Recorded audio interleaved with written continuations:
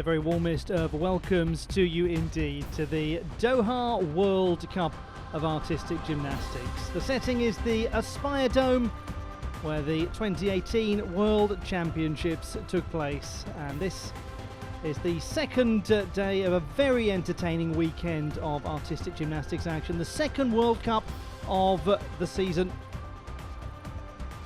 Lots of fans of all ages gathered in this splendid venue to enjoy the sport of artistic gymnastics.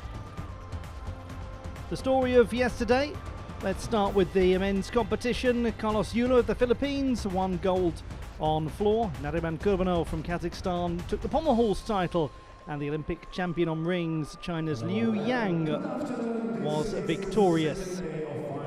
In the women's events, France's Colleen de Villars won the vault title, and Ukrainian senior international debutant Anna Lashchevska won an entertaining uneven bars final that saw all of the gymnasts make their first ever appearances on a World Cup podium.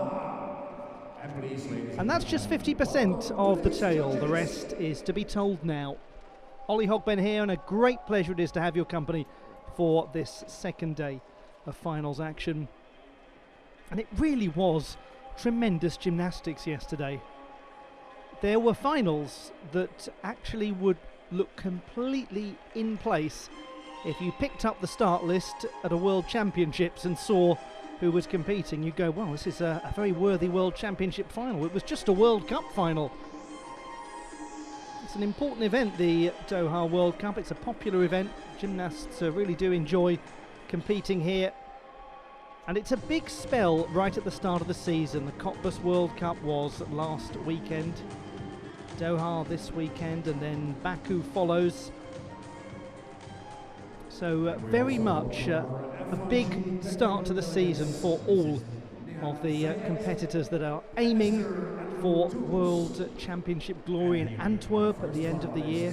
There's also the not inconsiderable matter of continental championships that are coming up, lots of multi-sport games as well. And the big one is now starting to appear on the horizon. People are beginning to think about the Olympiad 2024, Paris, who will stand against the backdrop of the Eiffel Tower with their gold medal glistening in the Parisian sun.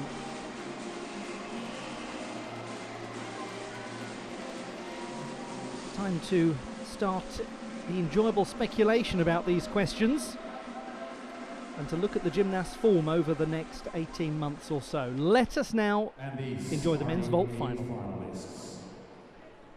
Representing Armenia, Artur Davtyan.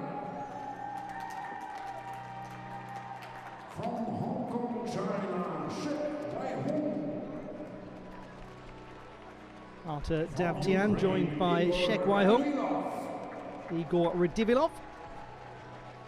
From the Philippines, Carlos Yulo. Top qualifier Carlos Yulo looking for his second title of the weekend.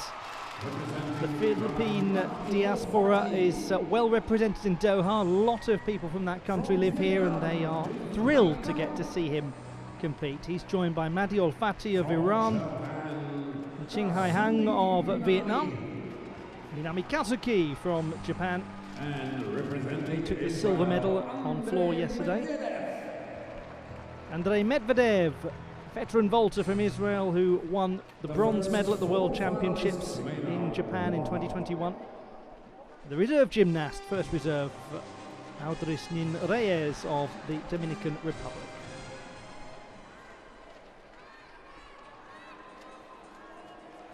The finalists in the men's vault competition. Top qualifier Carlos Yulo of the Philippines goes fourth in the order. We'll start with the second best in qualification, the Olympic bronze medalist Artur Davtyan of Armenia.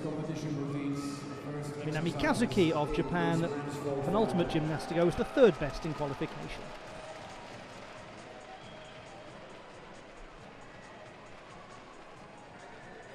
Almost has a home away from home feel to it for him, this World Cup, with so many fans from his home country here watching. What will we get from this gentleman?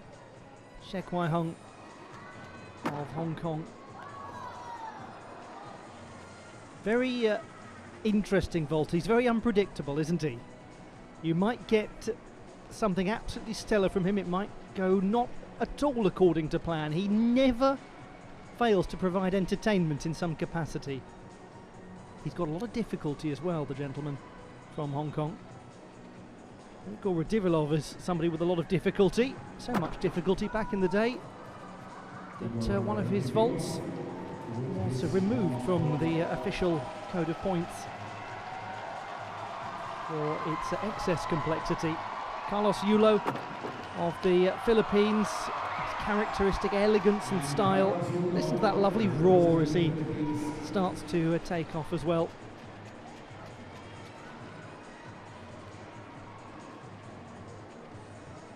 The format is the split warm-up system, where we have the first 4 gymnasts doing their warm-ups, then we'll have them compete and go through the process again for the last 4. And it is a final where we've got the second and highest qualifiers in the first half, and we have the third and fourth strongest qualifiers in the second half, using a random draw system. And we're going to get some serious amplitude in this men's vault final in the lovely high-ceilinged Aspire Dome. There are some of the smaller FIG World Cups or World Challenge Cups where you almost think you're going to see some of the gymnasts banging their heads on the lampshades in the roof when they take off. This is a little different from, for example, the setting of the Cottbus World Cup.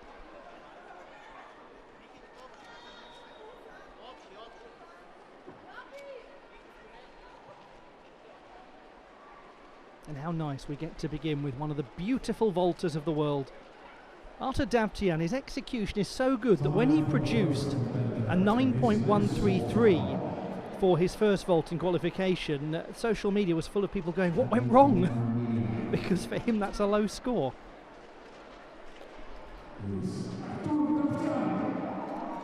Artur Davtyan of Armenia gets this men's vault final underway. Second best in qualification. The reigning world champion and the Olympic bronze medalist from Tokyo.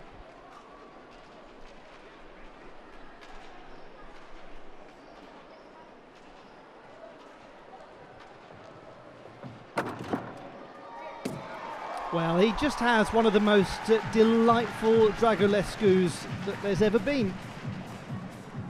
The world champion of vaults from World Championships in Liverpool 2022. Landing was not as assured as it is sometimes with him. He goes into the handspring double front with the half twist out. Little stabilisation required. But what is always so lovely about his Dragulescu vault, not just the symmetry, but his chest is up high as he lands. Coming out of that half turn, so many gymnasts are almost with the nose on the knees out of the tuck position. It's never really the case with the great Artur Davtyan. He was the World Cup champion as well as the world champion on vault last year. Those of you new to that concept, that means he was the most consistent across all of the World Cup events. He won 3 titles, including here in Doha last year. So if you are an overall World Cup champion, it demonstrates remarkable consistency. 14.966 for his first vault, and that is an improvement of over 2/10 from qualification, more the sort of numeracy that we're used to.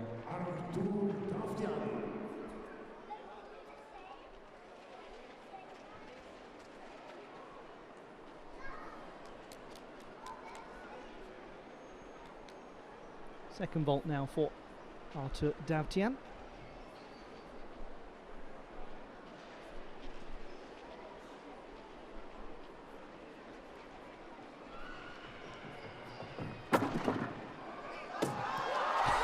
Oh golly! I mean, that was made to look unbelievably easy. Dear, dear, dear.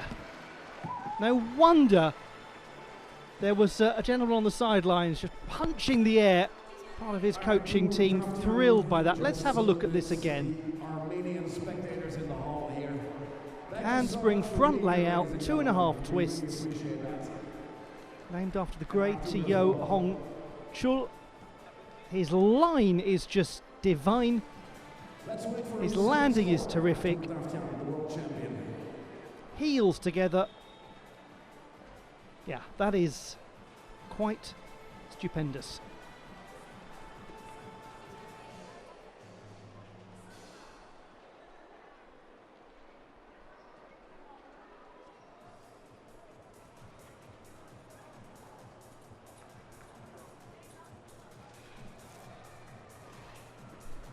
And the number is 15.2 for Arthur Davtyan. That's up by 0.4 from qualification. And he is now very well positioned at the start of this vault final. 15.083. So he's gained over 0.3 from the preliminary round. And now to Hong Kong, China. Check Wai Hu. From Hong Kong, Shek Wai Hung. 31-year-old, 5th best in qualification. He had a 0.1 penalty for the landing of this first vault. He is going to administer some serious difficulty, indicating a Risei Guang vault. Oh goodness. Well, that is some huge work from Shek Wai Hung. He won a silver medal in Cottbus.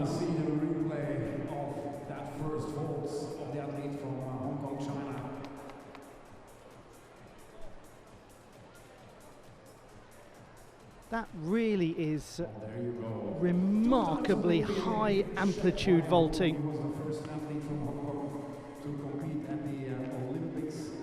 That was in London 2012, and he has done the Tokyo Olympics as well. And he's very controlled with that landing. Yes, he's a little piked compared to somebody like Arthur Davtyan, but if he's credited with all of the difficulty that he attempted in qualification, then he'll have 0.4 over Arthur Davtyan.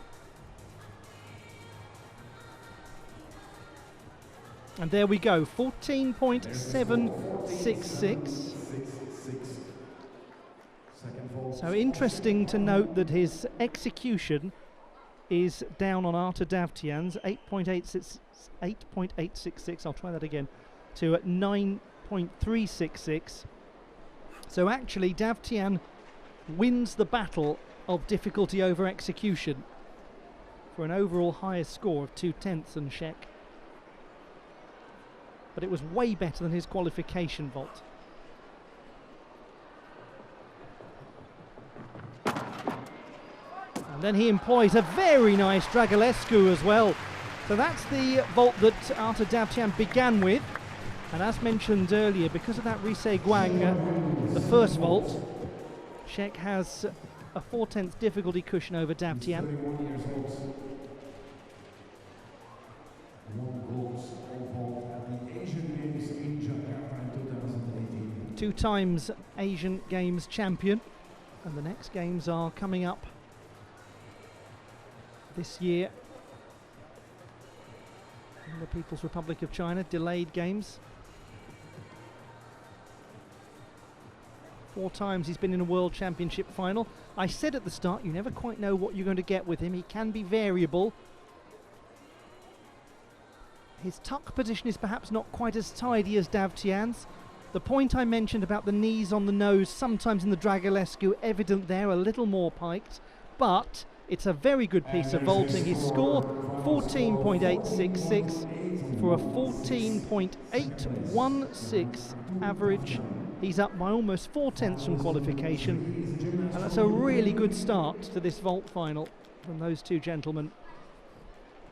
Ladies and gentlemen, Igor Radivilov.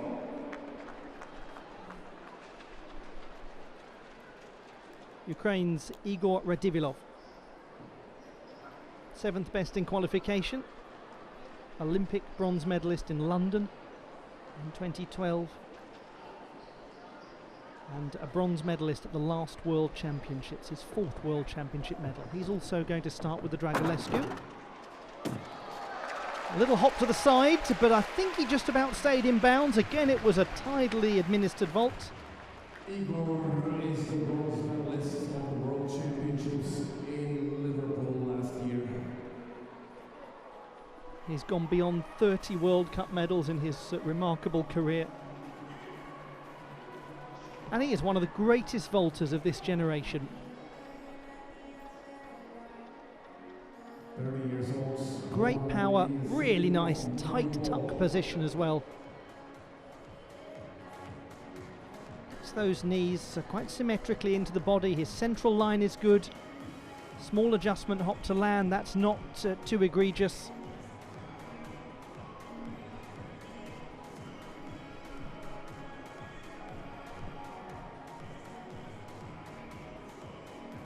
That should be pretty comparable to Dav Tian's. And it is 14.766. Down just by a couple of tenths. Much of that can be attributed to his landing adjustment. Now the second vault was not quite as strong in the qualification phase. Let's see what he can do here to make this a competitive final.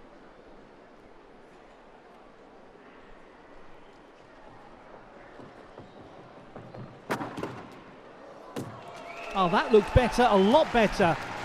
It was the Lu vault. Sukihara double pike. There are a few of them out there that use that as a second vault, and it was well performed by Igor Radivilov.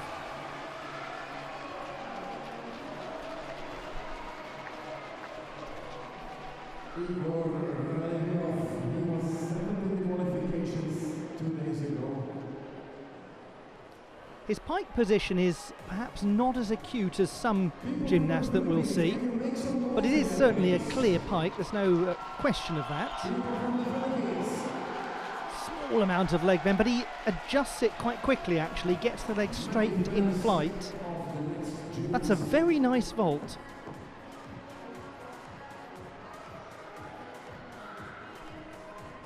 Really is good execution. This should be a strong number.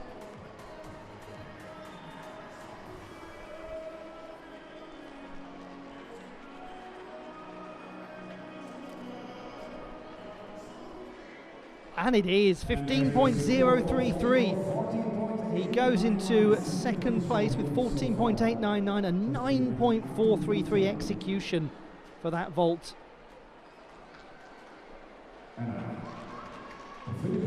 Well, that's put some pressure on this gentleman, hasn't it?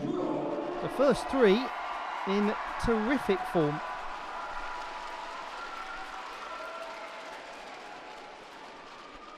So to Carlos Yulo.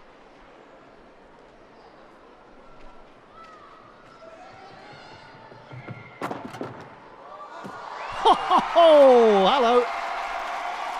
That's a lovely piece of vaulting. A Blahnik handspring double front piked. And he's so powerful. He does a giant hop as he lands because he's actually almost over-rotated. But he's got a beautiful pike position. Just look at the physics of this. Gets so much momentum.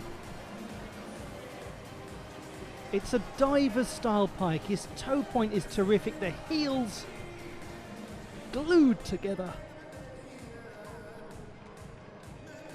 Such symmetry. That is just delightful. That's got to be up there among the higher execution scores we've seen.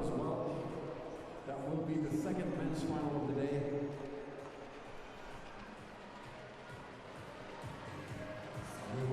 Really, it's only the landing that provides clear evidence for deduction.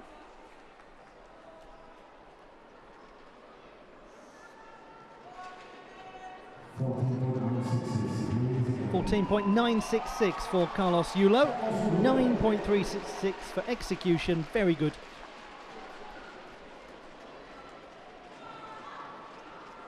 Now this is where he's got room to grow.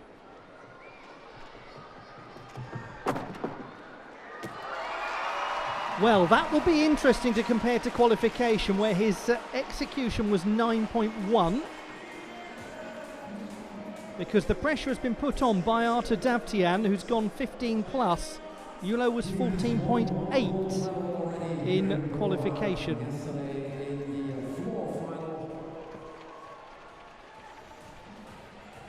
This is his second final. Parallel bars will be his third final. Just about gets it round. This is the Kasamatsu double.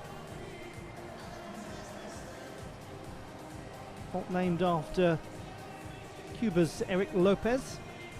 Again, it's the leg form in flight that is so splendid about Carlos Yulo. I mean, he is, after all, the world champion on vault from 2021 and the silver medalist last year. Suspicion here, my suspicion is that it's going to be very tight among the top three at the halfway point. Yulo's actually in third position, 14.8 for a 14.883, and that means at the halfway mark we've got Artur Davtyan on 15.083, Igor Radivilov on 14.899, and then Carlos Yulo on 14.883. That is remarkably close.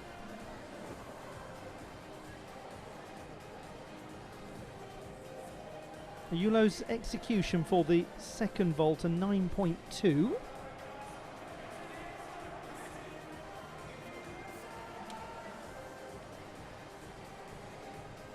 So it was up from qualification, but only by a single tenth. Just comes out of that vault at what one might call the 11 o'clock position. He's almost fully round, but not quite. But it's certainly enough to be secure of getting the difficulty, but it doesn't quite have the symmetry of some of his other vaulting, which is all rather minute comment to make light of a jolly difficult vault. So from the four gentlemen we've seen so far, we've had 5.6 difficulty from everybody, with the exception of Shek Wai Hung, who had a 6.0 for his first vault. He attempted the Risei Guang. Now in terms of what we've got to come next, we've got Mahdi Olfati of Iran, 5.6 difficulties in qualification. And we've got the same from Andrei Medvedev, 5.6 difficulties. Then for the remaining competitors, the difficulty drops a little. Ching Hai Hang of Vietnam, 5.6 and 5.0. And Minami Kazuki, 5.6 and 5.2. So we've seen the bulk of the really difficult vaulting, and it might be rather tricky for any of the remaining competitors to get in. He's certainly got a chance. Mahdi Olfati of Iran, 21-year-old from Gorgan, 20 miles from the Caspian Sea in the beautiful north of Iran. And he won a silver medal in Cottbus after being the 6th best in qualification. Well, he's the 6th best here. Oh, that's unfortunate, because he's a very interesting vaulter.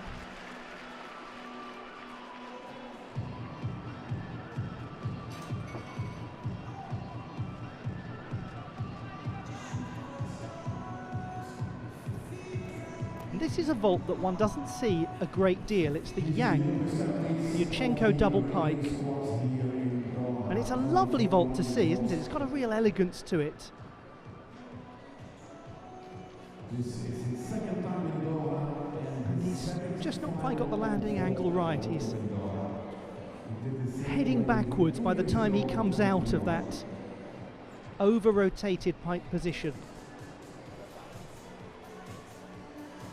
Yang Wei, the architect of that vault, all-around champion at the Olympic Games, his home Olympic Games in Beijing in 2008. 13.833.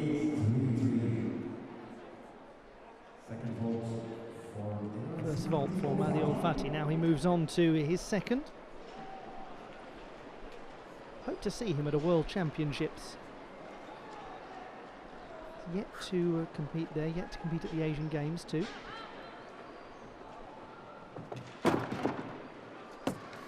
And it's not been his day today, and I hope that he's okay, because he did wince after that rather heavy landing.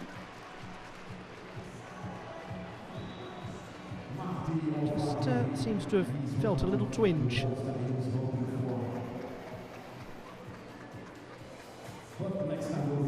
Sometimes it's your day, sometimes it's not. This is his Lu vault, the Tsukahara double pike. And that the same as the second vault employed by Igor Radivilov. He's drifting, as I'm sure you can see, as he comes off the table. He's already off axis and has a slightly compressed landing. The left knee does buckle a fraction, more than a fraction. Contact with the table was a little asymmetrical. It's a rather jarring landing. 13.533 is the average for Mahdi Al-Fati, so that has him in 5th position.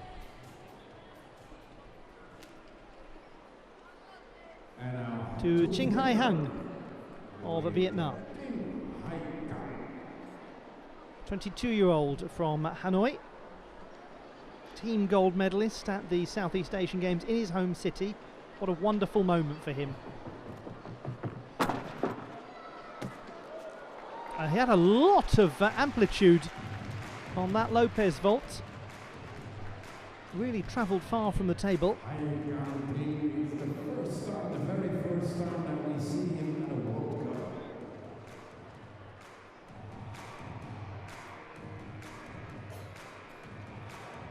He also won a bronze medal on floor at those Southeast Asian Games, so had a very good competition, and well done to him.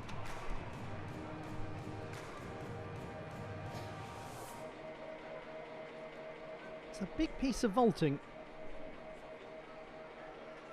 Gets a lot of height. Very difficult to control the landing of a Kasamatsu double because of the way one's body is twisting as you land. The physics of it are not conducive to a particularly tidy landing. It's a hard vault. 14.166 is his score, so he's down by almost 3/10 from qualification.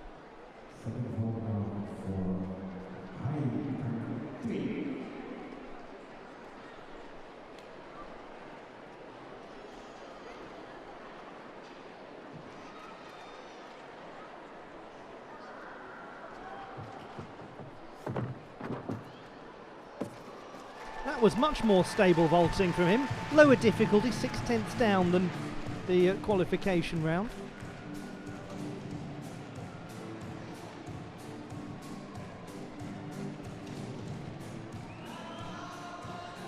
But he was almost in the top 20 in the world on vault at the World Championships in Kitakyushu.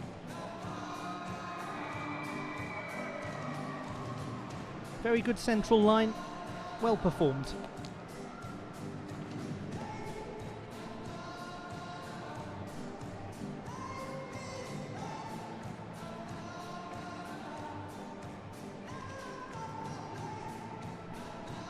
Nice to see this young man at a World Cup competition after his brilliant home Southeast Asian Games.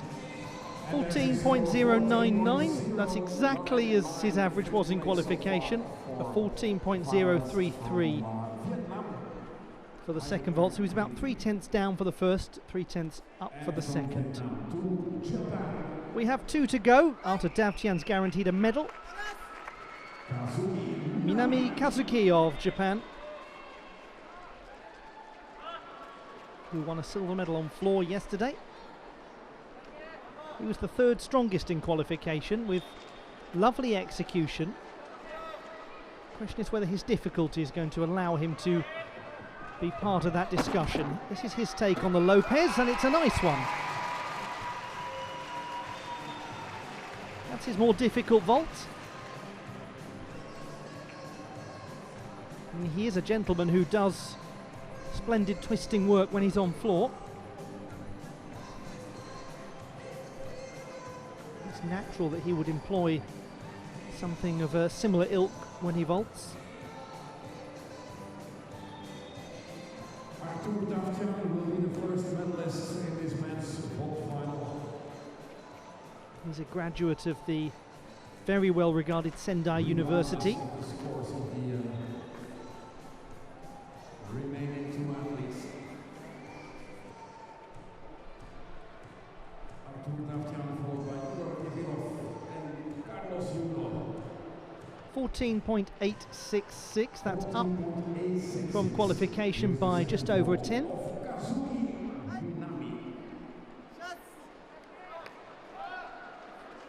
Now to his second vault. In qualification this was a 5.2 difficulty, so 4/10 down from the vaulting average of the top 3. But he does perform it ever so well. It's nice vaulting from Minami Kazuki.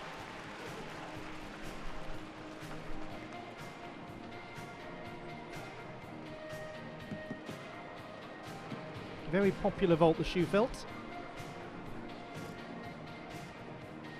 Very nice vault to watch, isn't it? The great man himself, Karl Schufelt, adding the half twist onto the double twisting Yurchenko.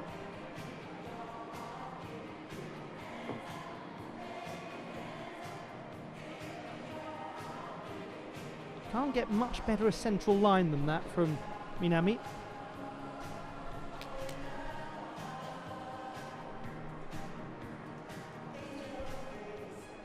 Is very similar to what he did in qualification.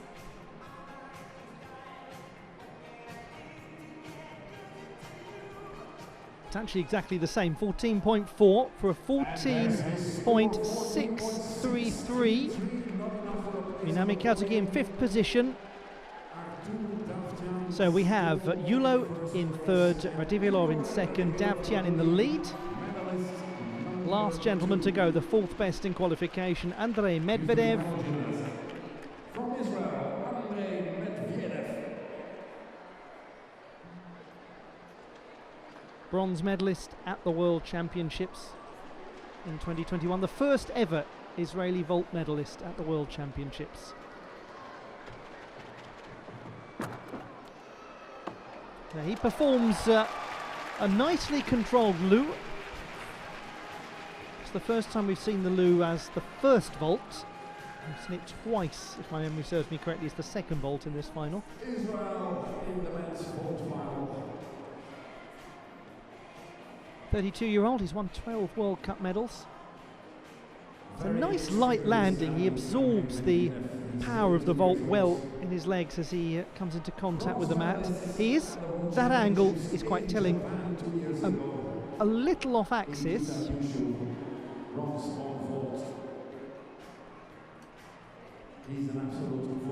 So a slight asymmetry to the vault. That angle also indicative of that. And again, a rather piked landing.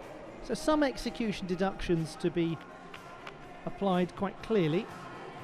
It's 14.8 though, and that is unrecognisable from his 14.166 in qualification. And with 14.883, the score required for bronze, he is absolutely in contention if he can produce it on this second vault.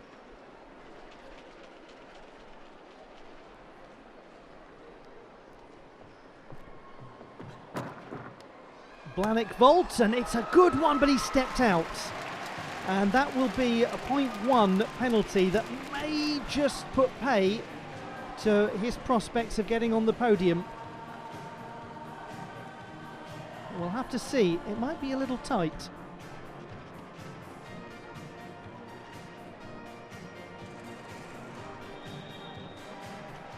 It's a nice looking vault, the Blahnik. Handspring double front piked. Again, he's offline. He loses his leg form coming out of the pike towards the end of the vault. Now, naturally, that's going to happen to every vaulter in order to stabilise for the landing.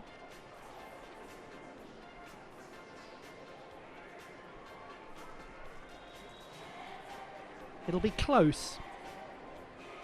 14.666 for Medvedev, a 14.533 for the second vault. And as a result of that, we have no change to the top three. Medvedev in 5th position. And that really was an enjoyable vault final. Classified results as follows. Carlos Yulo takes the bronze medal. Igor Radivilov a fraction ahead for silver.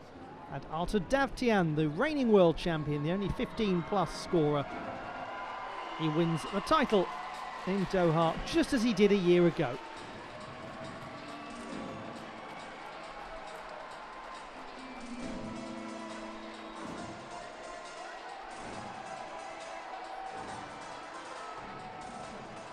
That felt like a very typical Artur Davtyan performance after some slight execution issues in the qualification round.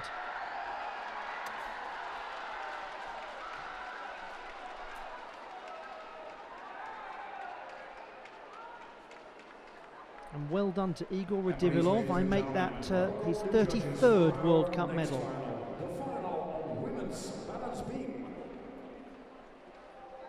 We'll go straight on with the action now in Doha. The women's balance beam final about to take place.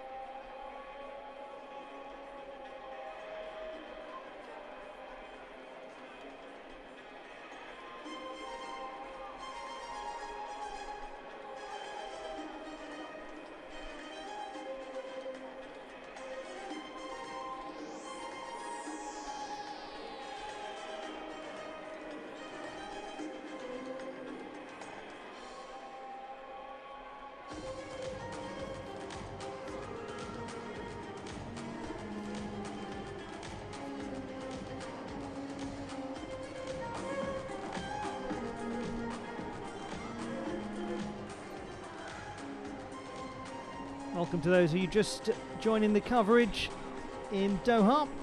The setting is the Aspire Dome and you're about to enjoy the women's balance beam final. It's the second day of competition at this FIG Artistic Gymnastics World Cup, the second of 4 World Cups. Ladies and gentlemen, the finalists. And here are the 8 that have made it through to the women's balance beam final.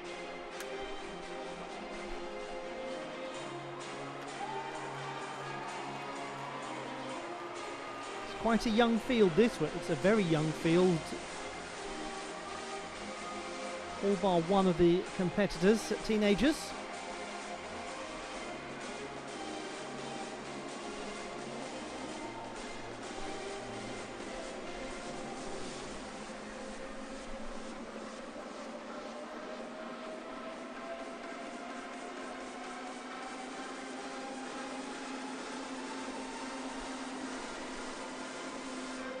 The start list for the women's balance beam final at the World Cup in Doha. Top performer in qualification, the reigning European champion Emma Malewski of Germany, goes 6th in the order. We'll have before her the pressure put on by Anna Lashchevska of Ukraine, the second highest in qualification. Anna Lashchevska was the European champion at junior level on beam in Germany when Malewski won the senior title. So isn't that going to be interesting? First chance we've had to see those two compete in a World Cup final against each other. Representing Egypt, Jana Abdel-Salam. Yana Abdel-Salam of Egypt will be the first to go. Ukraine, Anna Lashevska. And then the second strongest in qualification, the reigning junior European champion, Anna Lashevska of Ukraine. Chu Chi-Yuen of the People's Republic of China, the 15-year-old who is the reigning national champion on beam. Takeda Chiaki of Japan, famous surname and a great young athlete, fourth best in qualification. Kaija Tanskinen of Finland, the 17-year-old in her second World Cup event. And next to her, the top qualifier, Germany's Emma Malewski, the reigning European champion, won at home in Munich. Colin Duvillard of France, 8th strongest in qualification. Sabrina Maneka Voinia of Romania, 15-year-old who's making her senior international debut this weekend. The reserve gymnast was Hallie Hilton of Ireland, or the first reserve I should say, because there are 3 named reserves for all competitions. But Hallie Hilton almost making it into the final, just under a couple of tenths shy of Colleen Duvillard, and she was the silver medalist at the English Championships.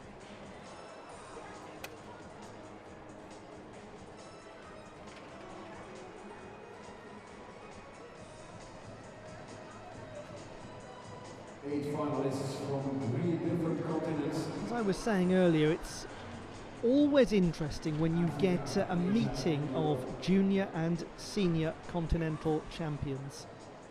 Anna Lashevska and Emma Malewski.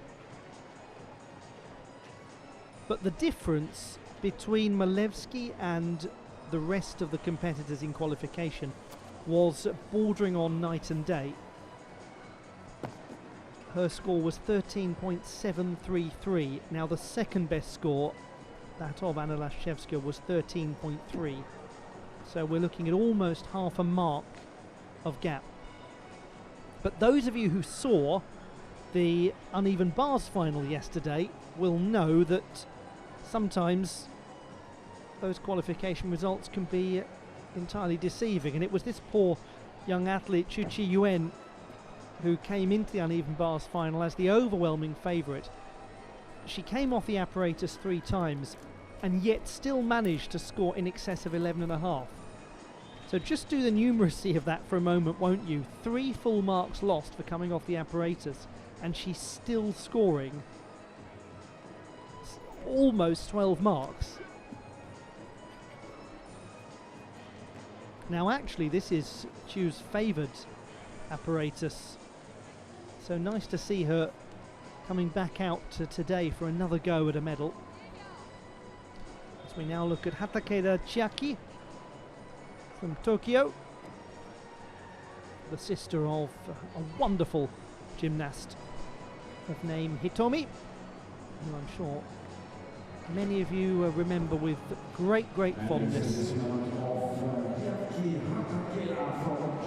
What a family as well, the Takedas.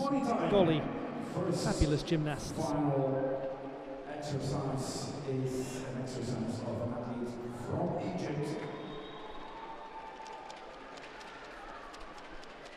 Let's begin the women's beam final. Yana Abdel-Salam of Egypt, 6th best in qualification. Teenager from Cairo. A nice controlled mount of the apparatus.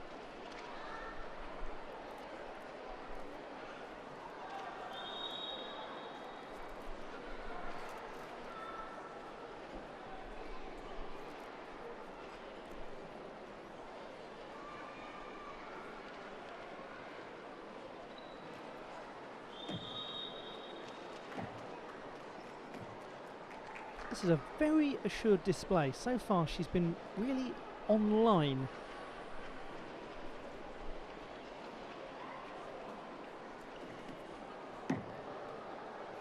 Very mild adjustment coming out of the acro sequence.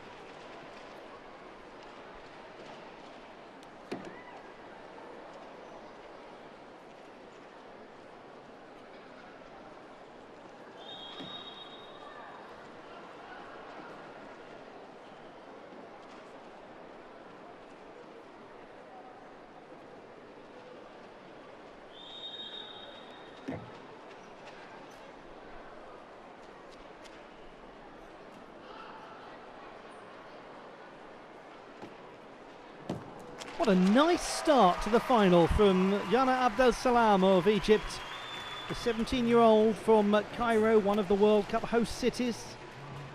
And she won a bronze medal in the all-around competition at the African Championships last year in Cairo, as well as a team title. Switch leap mount to begin was nicely controlled. Good X-axis on the wolf turns. Trying to keep the toes well pointed too. Walk over, nice line. This is the second final in her career. Again, the acrobatic sequence had minimal adjustment. And the World Cup in her hometown in Cairo last year.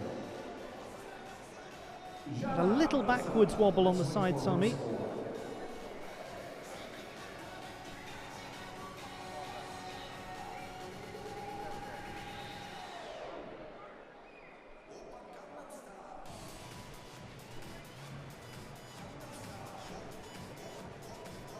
.933 was her scoring qualification. It was one of the most well executed routines.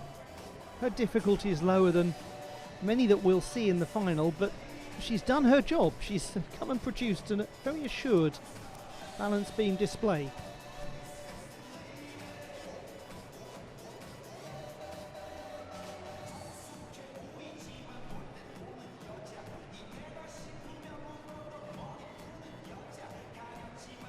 The second time that she's made it into the finals of World Cup competition after doing that in Cairo in her home World Cup last year.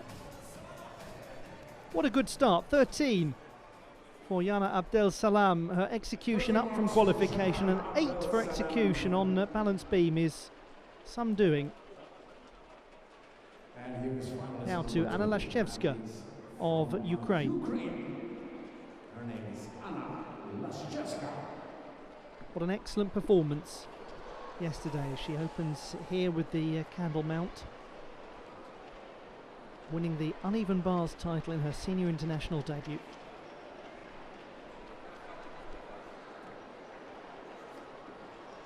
Her difficulty 7/10 higher than Abdel Salam in qualification. And it is for reasons like that.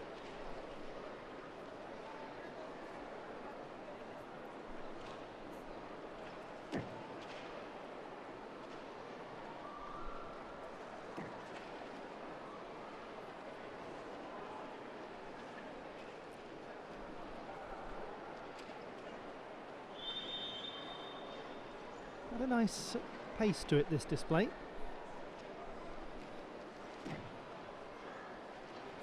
Motoring through the routine with purpose.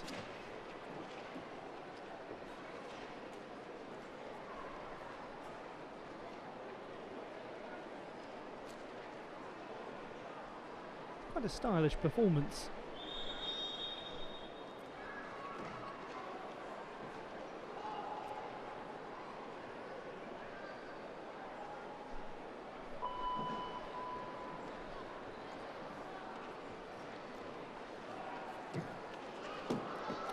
You know what, she's done rather well, hasn't she, this weekend, Anna Lashchevska? A victory on the bars and commanding performance on the balance beam. It's as one would expect from the junior European champion. Great balletic toe point in the candle mount. And we saw elements of that balletic skill actually on the apparatus. She had one moment where her choreography extended into a brief flick of the back leg into the classical attitude derrière.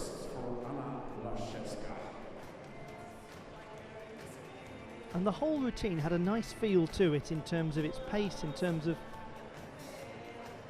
its structure. Just a little too much mustard on the dismount.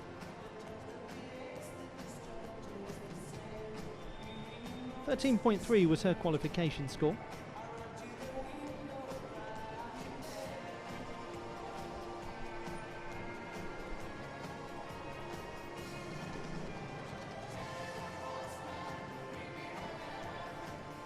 And it's been a good improvement from Cottbus, where she competed on the beam and uneven bars but didn't make any of the finals. Now she's made both of them here. What a difference a week makes. She's been based in France and Germany over the last year, competing at the top 12 events in France, and she actually won the Junior National Championships balance beam title in Germany last year, along with bars and floor.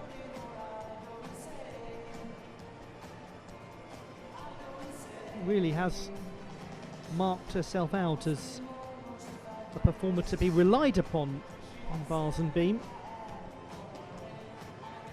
And goodness knows how useful it is to have somebody who can do that in team competition.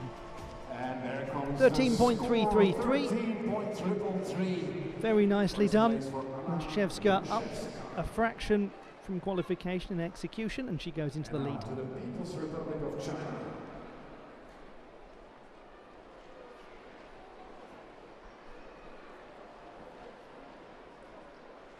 Here's the exercise of Q1. One wishes her well. Xu Qiyuan of the People's Republic of China, the 15-year-old who had such a torrid time as the top qualifier on the uneven bars yesterday. Let's hope that the Chinese national champion can really perform now. Third best in qualification. Oh! She almost saved that.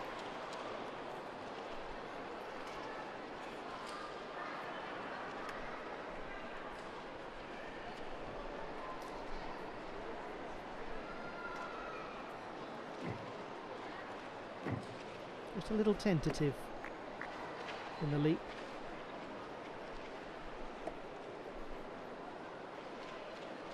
But she's recovered well, very well.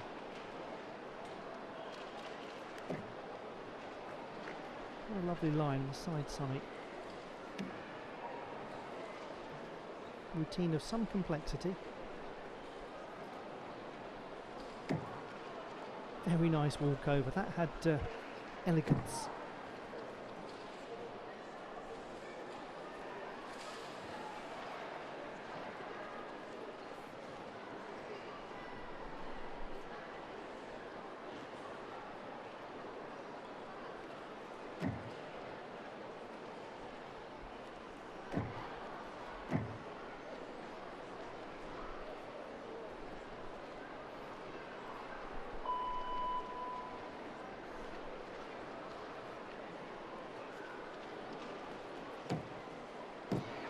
Oh, what a glorious dismount that was from Xu Qiyuan.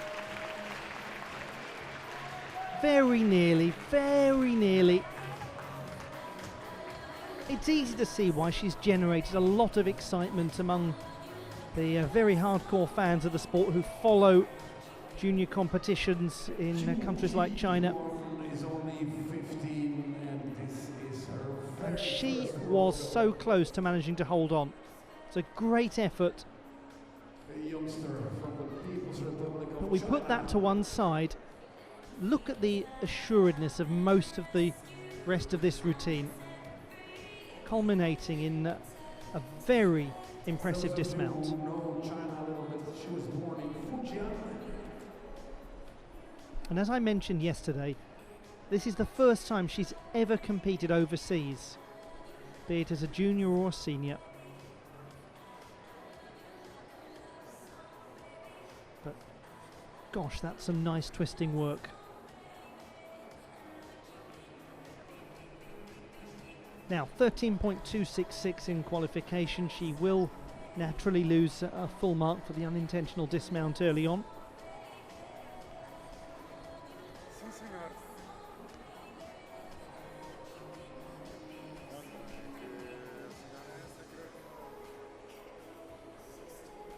But let us remain excited by this young athlete. Let us remain convinced of her great potential.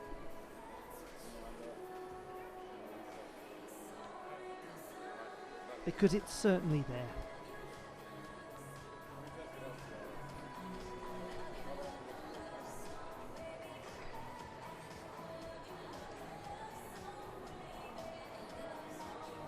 And you know what? When you're 15 and you're coming to your first international final, you're allowed to find it hard. You're allowed There it is, 12.233. to really struggle with the occasion. 12.233. Let's hope we see a lot more of this exciting young athlete from China. Hatakeda Chiaki of Japan. 18-year-old from Tokyo and from the great Hatakeda gymnastics family. This is her World Cup debut. She was the 4th best in qualification with 12.966. Nice opening, controlled mount.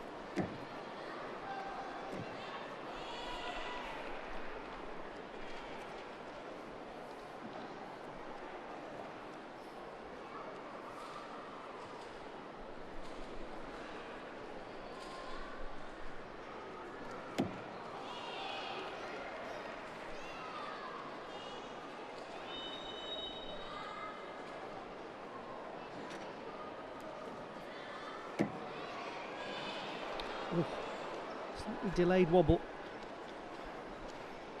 Good recovery, good hold.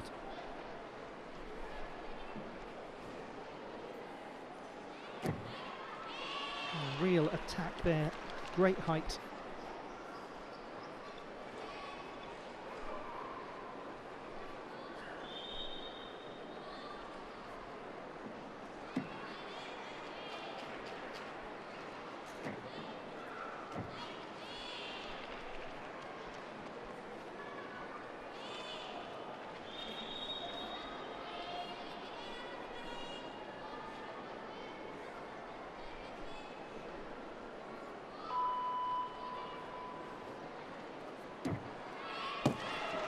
Oh, what an impressive display from Hatakeda Chiaki of Japan. How lovely to see her in World Cup competition.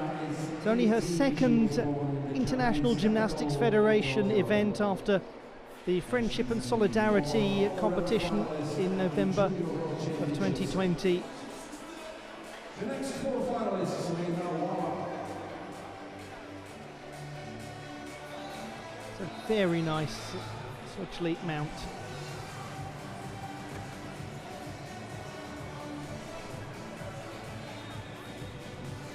For the most part, her line was really sharp, leading to relatively little adjustment.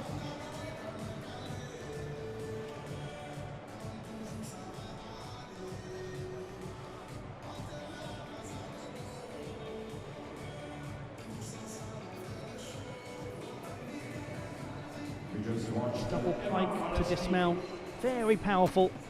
Yes, she's quite low in the landing, but she's packing a lot into the flight.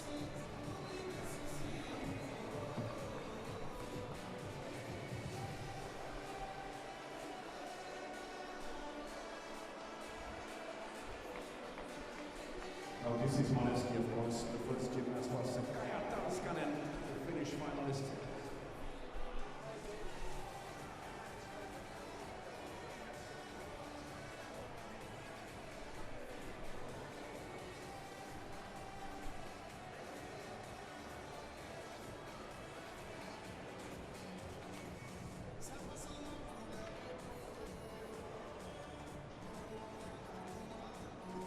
If you have a spare moment, do look into the Hatakeda family and their gymnastics accomplishments. It is quite a story, beginning at the Olympic Games in Barcelona in 1992.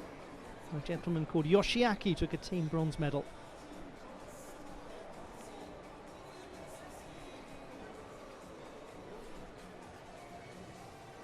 We wait for the score for Hatakeda Chiaki.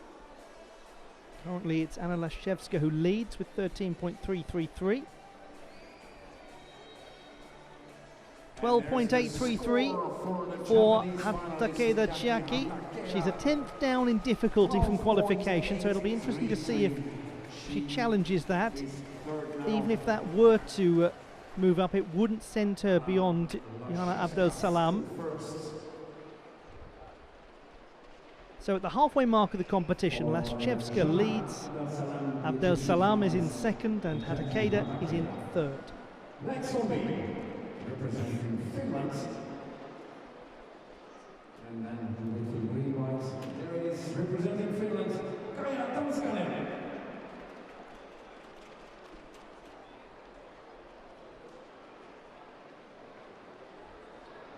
Kaija Tanskanen of Finland, 17-year-old, born in Michigan, in the northern United States, and unfortunately is offline as she mounts the apparatus.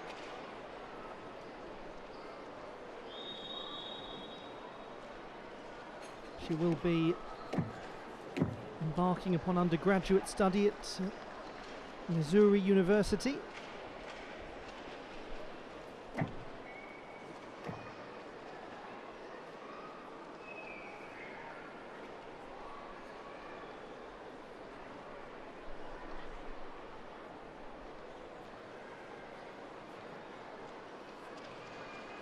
Bar the mount, this has been quite smooth.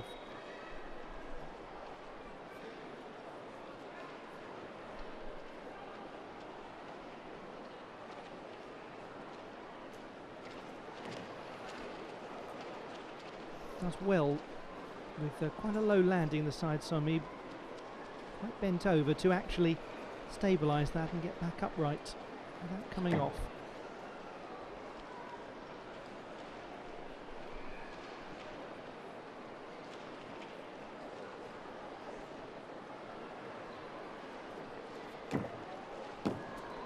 And a nice dismount from Kaija Tanskanen. One of those routines where really one would love the gymnast to be able to take a mulligan, to use a golf analogy, on the mount and then just do the whole thing again. Kaija Tanskanen, she's 17 years old. She was born in It's a difficult mount. She's not a million miles away from getting it. And from then on, a really enjoyable performance from the gymnast who has just started her international career for Finland.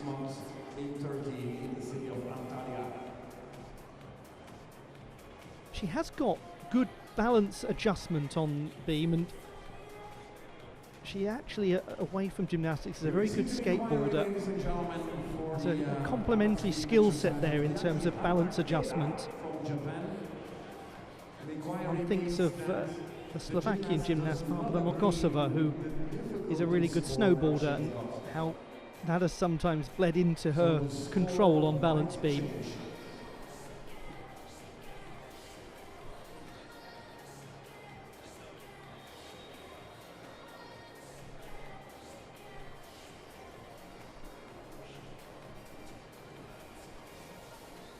Tanskanen scored 12.933 in qualification. It was a very tight preliminary round. There we go, we have got that inquiry by Hatakeda Chiaki. I did speculate that might happen. And there's the score of Kaija Tanskanen. 11.6 for 11.6 for Kaija Tanskanen. Here in the beam final. So that has her in 5th position. We saw her in a World Cup final. And now we go to the champion of Europe, Emma Malewski, the 18-year-old from Hamburg. What a lovely moment it was for her to really come out of nowhere to win the European senior title in her home country. Now the hand has gone down on the beam. She had quite some cushion at the top of the leaderboard, 13.733. Almost half a mark better than anyone else, but she's using it up.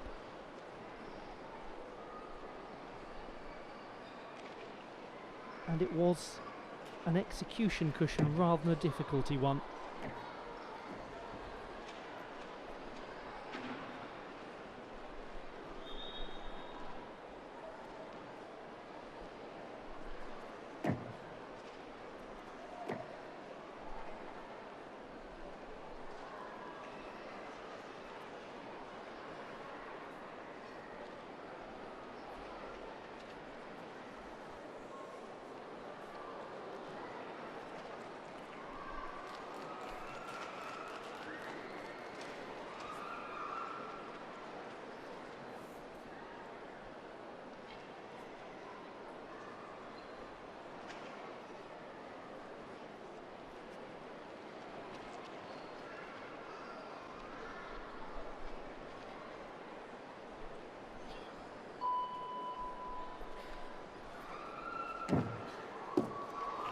Well, we see many of the features of her gymnastics that took her to the European title.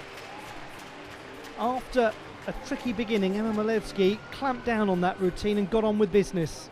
Emma Leonie Malewski. It's her World Cup debut. Current European champion on balance beam.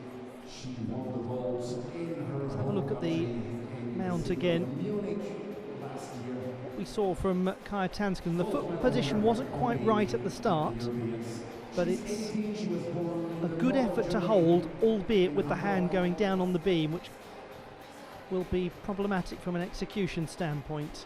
Much of the rest of it was excellent. Squat spins, great toe point, great line, performed with a flourish.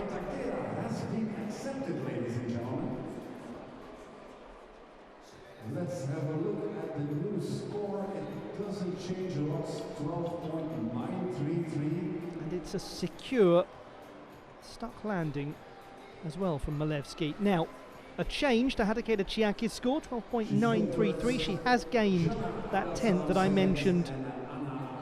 Brings her into line with her qualification performance. Doesn't change the leaderboard, it just gives Hatakeda a little more security in third place, with 2 more performances to come, and this score also for Emma Malewski to be calculated.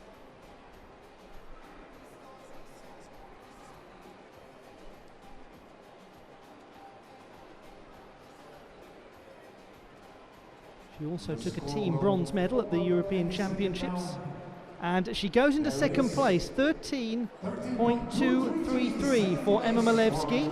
The execution down by 5/10 from qualification, so that puts her a 10th behind Leszczewska. But how important that she managed to stay on the apparatus, albeit with that hand down at the start. Colline Duvillard of France, the vault champion yesterday, 22-year-old. And she scored 12.9 in qualification. Not the tidiest of mounts, but she's on.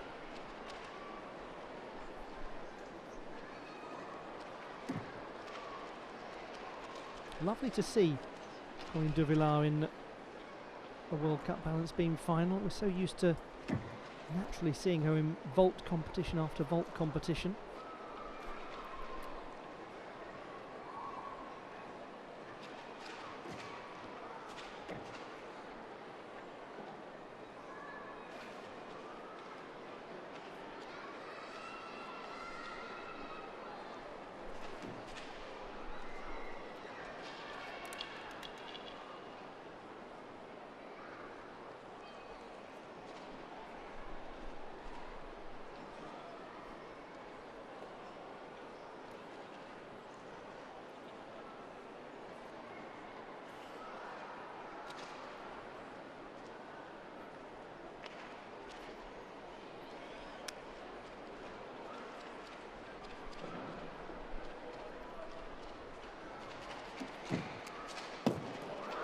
Very powerful dismount from Colline Duvillard, who's had a great weekend in Doha.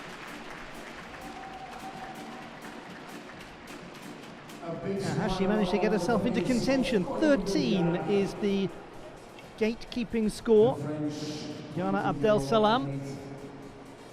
Then above her, Malewski, 13.233, and Leszczewska, a 10th above Malewski. She won already one gold medal yesterday here in the final on women's vault, which is her best apparatus, let's be honest. Bronze medal winner at the World Championships on vault last year in Liverpool. But great to see her on beam final as well, or in the beam final.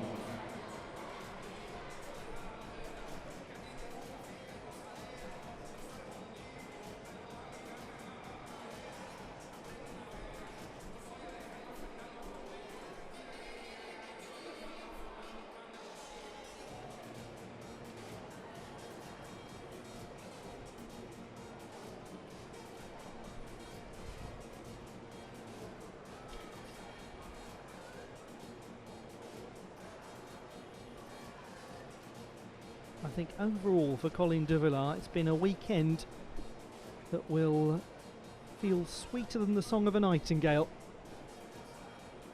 This good performance on beam and an excellent display on vault. Well done to her. 12.6. She goes into 5th position. Down by a couple of tenths of difficulty from qualification. And it means with 1 to go, Anna Lashchevska and Emma Malevsky are guaranteed a medal. Now to Sabrina Maneka-Voinia of Romania, the 15-year-old from Constanța, a city that has produced a lot of very fine gymnasts over the years. And of course, one of the finest of all, her own mother, Sabrina, Olympic silver medalist in 1988 and a world team champion in 1987. You know what, her daughter isn't too bad either. That was a lovely start.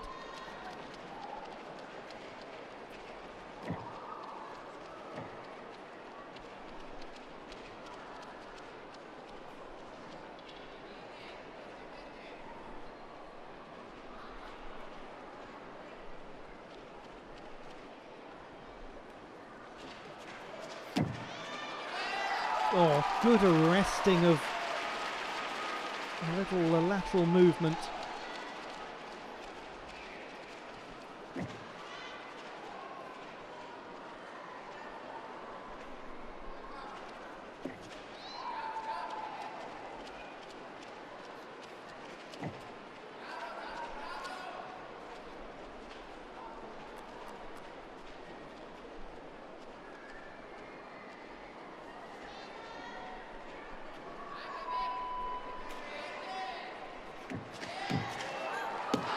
Crikey, she is some gymnast. Sabrina Maneka-Voinia of Romania with a wonderful display on beam. That's a superb way to conclude this final in Doha. And that has got to be in contention. She had a 5.6 difficulty score in the preliminary round as well. That the second highest of all of the qualifiers. Her execution was 7.366. One suspects that we've just seen execution quite a bit higher.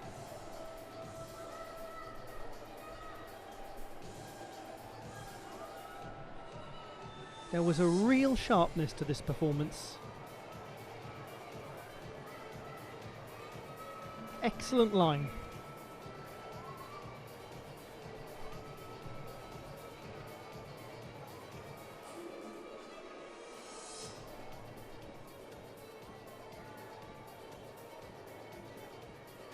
There's a lot going on in this routine. And all of it remained absolutely in line with the apparatus. But we wait for the score of Sabrina Maneka-Voinia.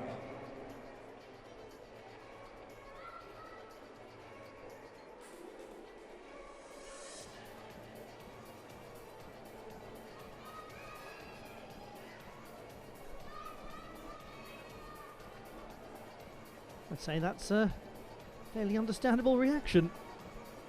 Now, what kind of number? 12.966 in qualification. 13.333 leads, but probably not for much longer. Oh, hello! 13.766. That is a supreme victory in this World Cup. In her very first absolutely magnificent. A 6 for difficulty as well. She has beaten the European champion as well. I think that is going to make a lot of people very excited, and with just cause. They've been waiting, the gymnastics fans of the world, to see her in senior international competition, and it has not disappointed.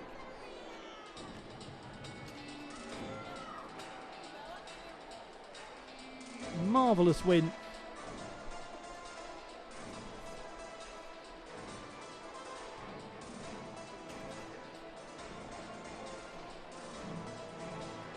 actually looked, didn't it, almost from the moment the routine began that she was going to get on the podium.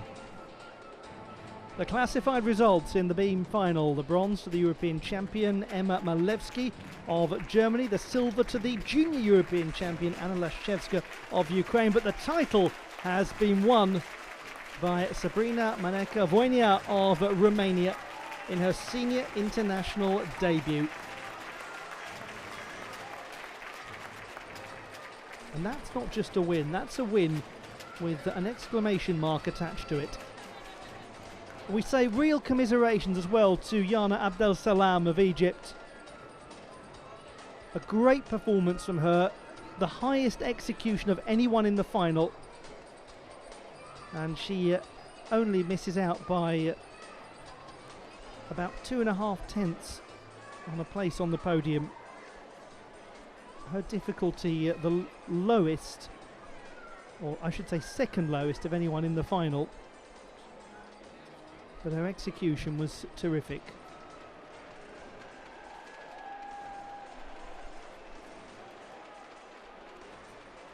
Well, we now have a couple of victory ceremonies to bring you before we move on with the action.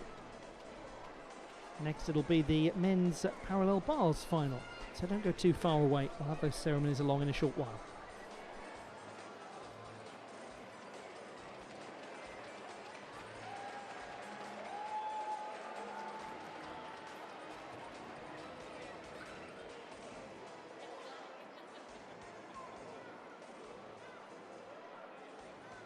And we are ready, ladies and gentlemen, for the first award ceremony of the day. Award ceremony for the men's vault final. Please welcome the medal winners.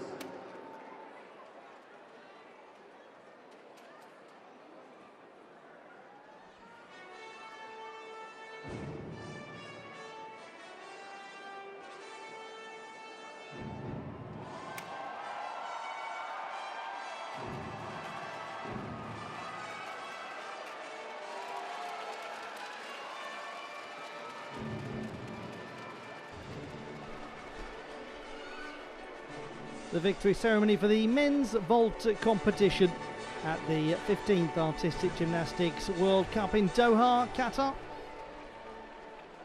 Lovely final this was too. Medal winner representing the Philippines, Carlos Yulo. Home away from home for Carlos Yulo of the Philippines. He takes a bronze medal on vault. The Asian champion and the world champion from a year before. Second place and silver medal winner representing Ukraine, Igor Radivilov. The winner of the silver medal, Ukraine's Igor Radivilov. 33rd career World Cup medal for him.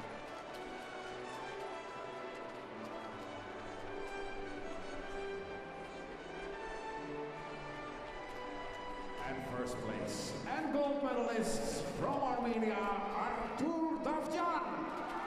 But King Artur is once again in the middle of the podium. The reigning world champion wins the title in Doha just as he did a year ago. Superb performance, delightful execution. As a result, we'll now hear the national anthem of Armenia. The national anthem of Armenia.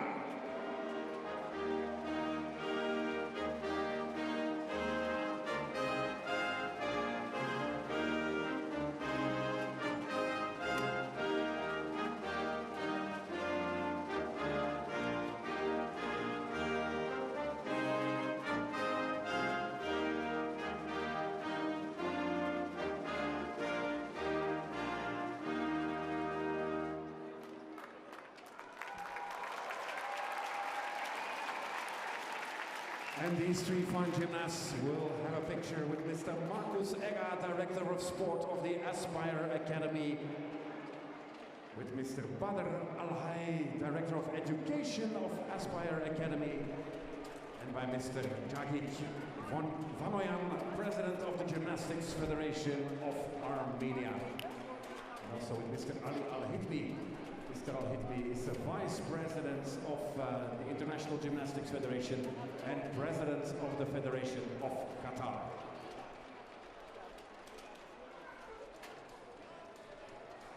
the medalists in the men's vault competition in Doha.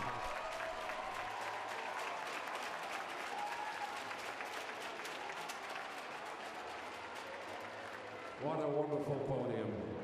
Gymnasts, congratulations. And this is how it was won. Thank you so much for being here with us in Doha.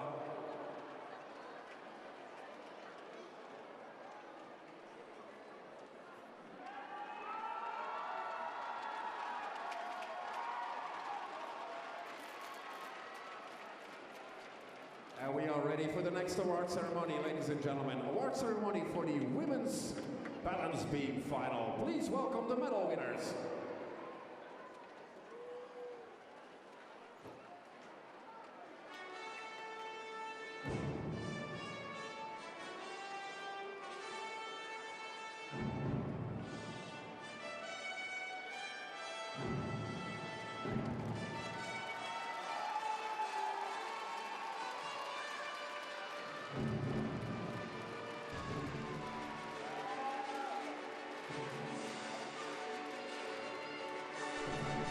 The victory ceremony for the women's balance beam competition in the Aspire Dome in Doha, and it was a performance to aspire to from the winner. The European champion Emma Malewski of Germany takes the bronze medal, her first World Cup honours.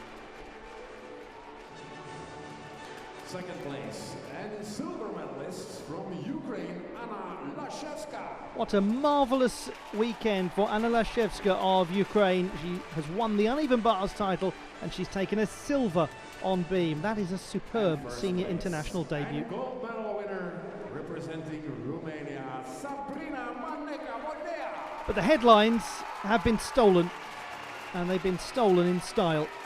Sabrina Maneka-Voinea of Romania, in her senior international debut, has won this balance beam competition, and she's won it on a canter. We'll have the national anthem of Romania.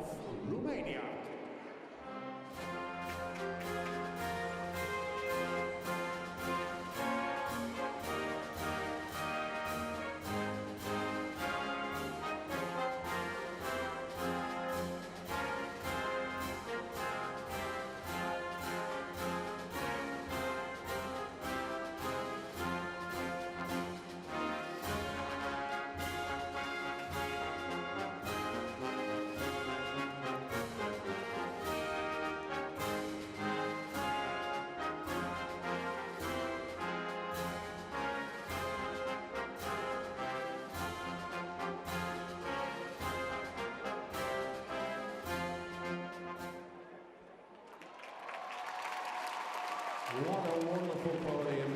Time for a picture with the President of the Gymnastics Federation of Armenia, Mr. Panoyan, with Mr. Eger, Director of Sport of the Aspire Academy, with Mr. Al-Hay, Director of Education of Aspire Academy, and with Mr. Al-Hitmi, the Vice President of the FIG and the President of the Gymnastics Federation of Qatar.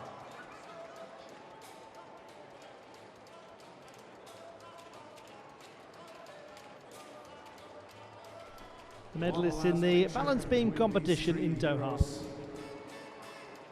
Emma Malewski, Anna Lashevska, and Sabrina Maneka-Voinea. Ladies, congratulations. Thank you so much for joining us here in Qatar.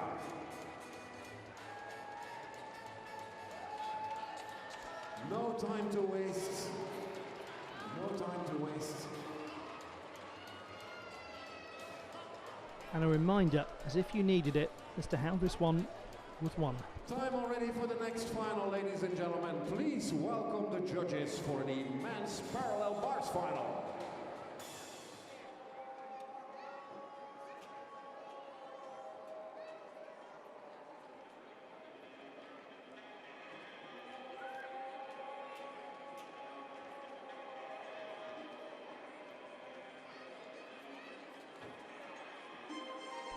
On we go with the action. Men's parallel bars final next.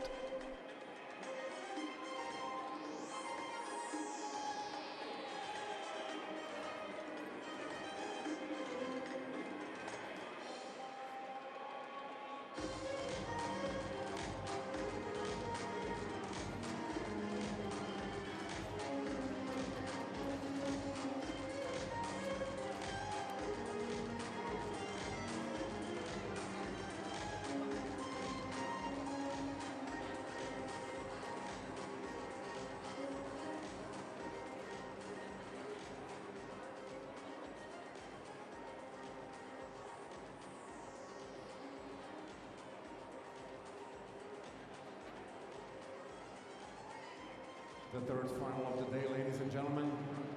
Still to come are the women's floor final and the men's final on horizontal bar. We are just waiting for the athletes to be ready. Give us one more minute. We're almost there.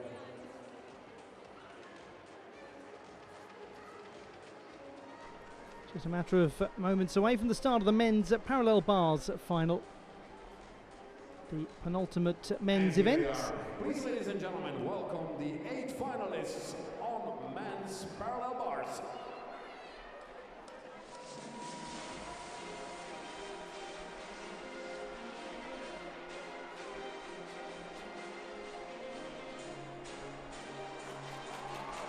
Well, this is set up to be a really engaging final. Some great competitors, Olympic medalists, World Championship medalists, Youth Olympic medalists.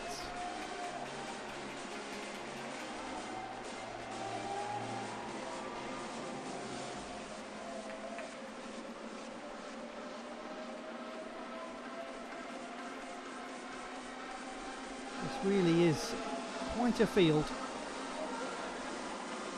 And we also have, I should mention, South American Games and Bolivarian Games medalists here too. So much of world gymnastics represented.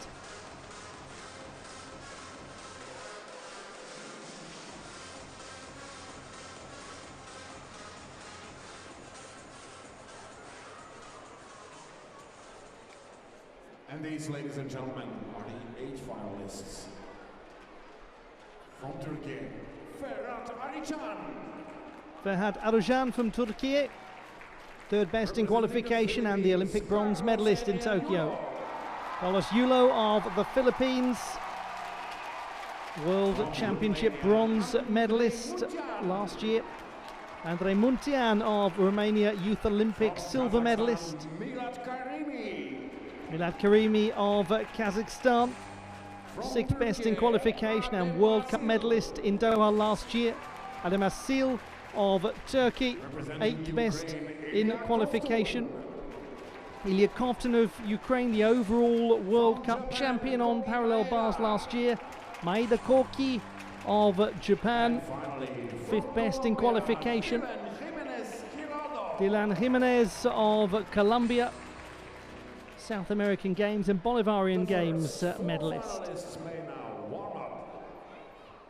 The reserve gymnast, the first reserve gymnast, Misha Kudinov of New Zealand.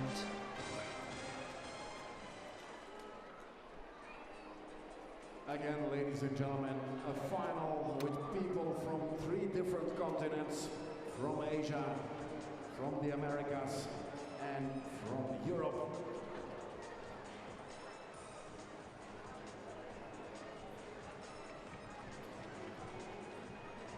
We had 7 finals so far, and the gold medal winners. Ferhat Arıcan, so well known for his really difficult work on a single rail.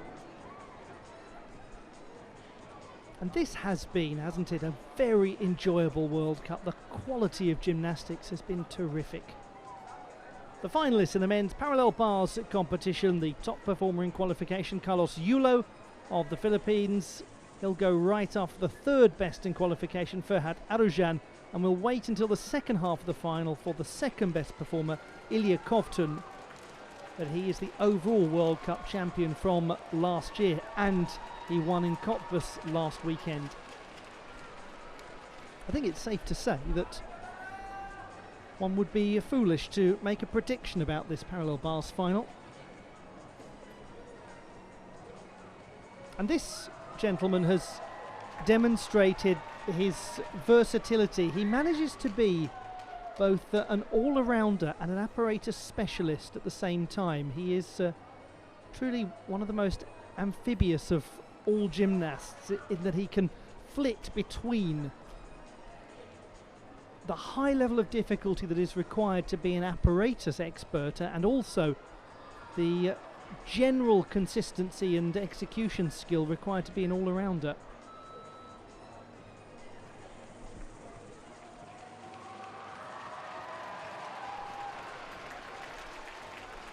7 times he's won Southeast Asian Games gold, Carlos Yulo. And the next games are in May in Cambodia. Now here is Andrei Muntean of Romania, the man from Sibiu in Transylvania. He competed at the inaugural Youth Olympic Games in Singapore in 2010. And while we're talking about Singapore, huge congratulations to Singapore on just recently being awarded the Asian Championships, where doubtless many of them will be watching in the hope that Carlos Yulo takes more titles. But it's a very proud moment for the Singapore Gymnastics Federation. They've never hosted the Asian Championships and they are really excited about it.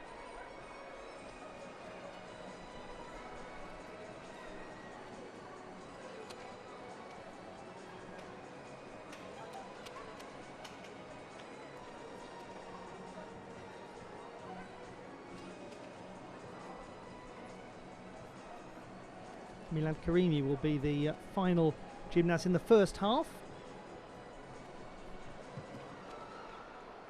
And he won a silver medal in Doha in this competition last year.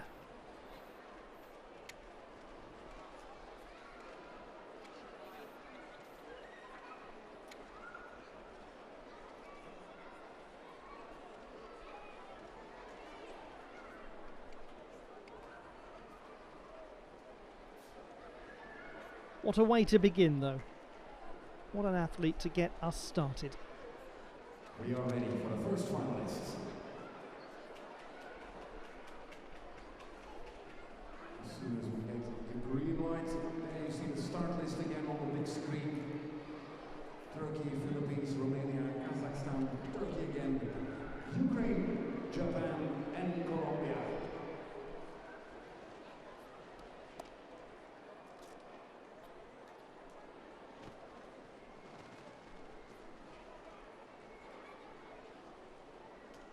It's evidence of how far Turkish gymnastics has come in the last decade when you look at the calibre of the people who are getting the bars ready for the next person.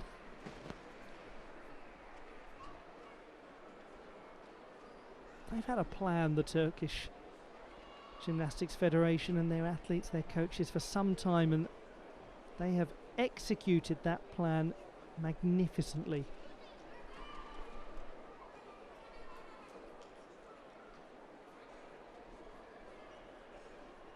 It's been, I was about to say a meteoric rise, but I'm going to correct myself. It's not been a meteoric rise, because meteoric suggests it sort of comes out of nowhere and is sudden. It hasn't been sudden. It's been very steady and very successful.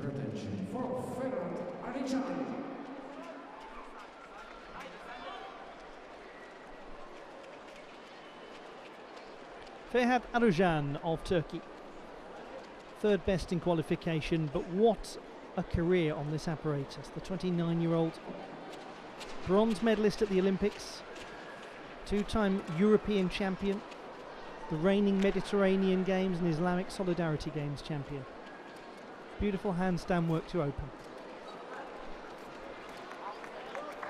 Overarched in the handstand, takes an adjustment pace with the left hand.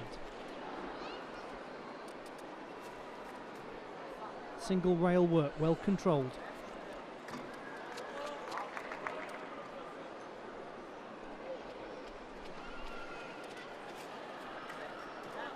Just had a little loss of leg form, but he didn't allow it to linger. Very complicated.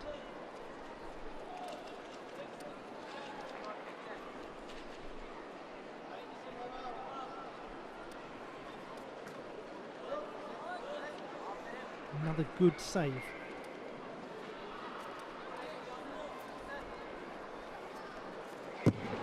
That's a super dismount as well. Good opening from Ferhat Arujan of Turkey. He was 5th in Cottbus, and he's delivered a compelling display to open this parallel bars final. He's so experienced.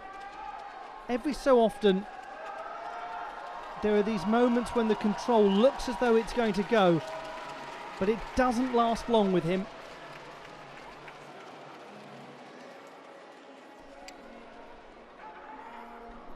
And it is a very difficult routine. 6.5 in qualification. It was the most complicated.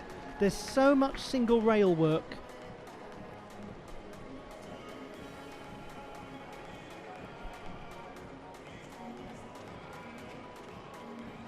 And when he does get into a momentary pickle, he controls it quickly.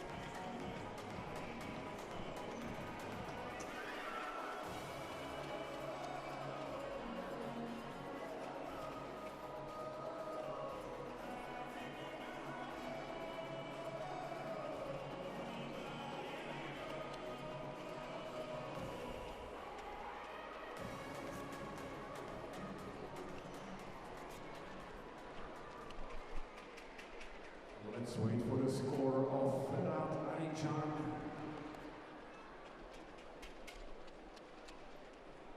There it comes. 14.733 for Ferhat Aycan, exactly as he scored in qualification. And he was the third best. An athlete from the Philippines. It is Carlos Yulo. From the Philippines, Carlos Yulo. Twice a World Championship medalist on the parallel bars.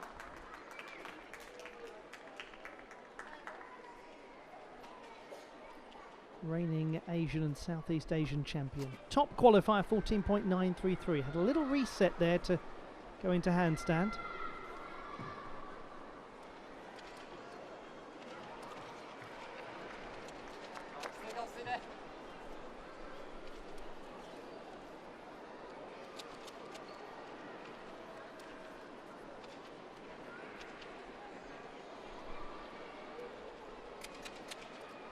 Other than that, it has been exemplary control.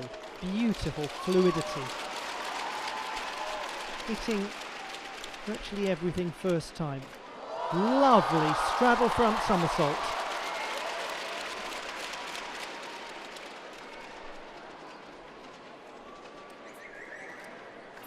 Into the Babzar.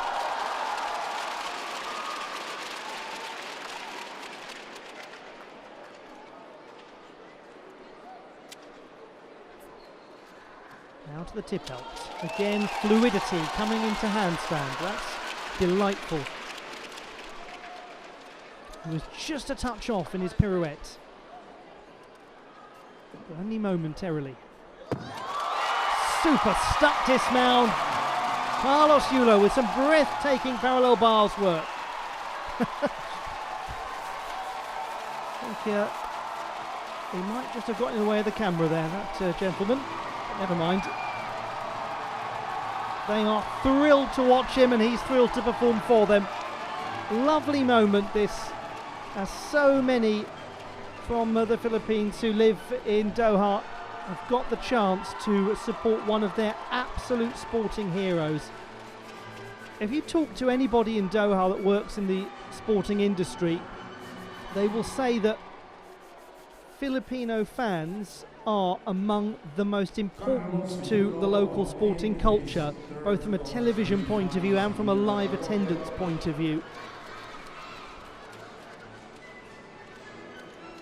The basketball league in Qatar is hugely followed by those from the Philippines that live here.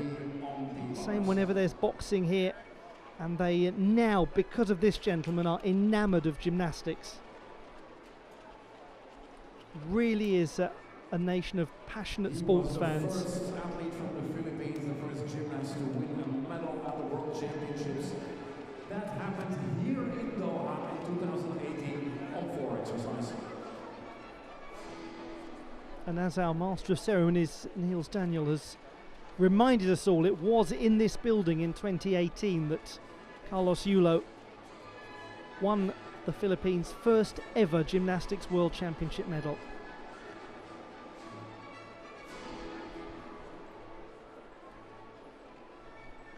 He's made a very good case to go into the lead. crackerjack of a dismount.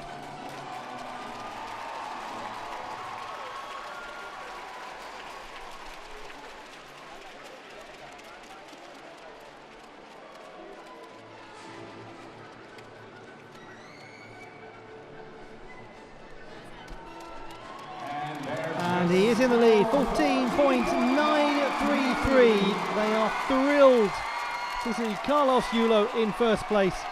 It's the same score as qualification, but he's gone down by a 10th of difficulty and up by a 10th of execution.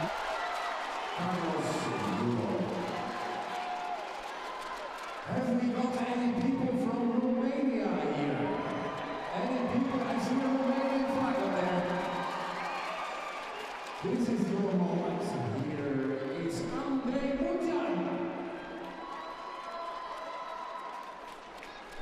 Andrei Muntean of Romania, a silver medalist on the parallel bars at the inaugural Youth Olympic Games, and he won 2 World Cup medals last year. 7th best in qualification.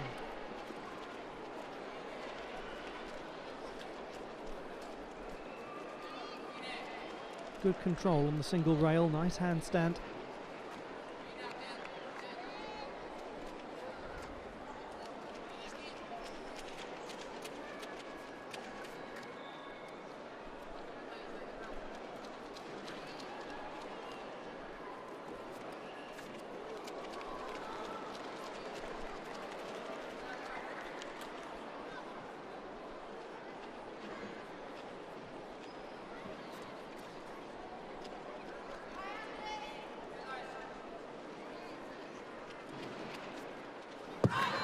He's done very well, Andrei Muntean.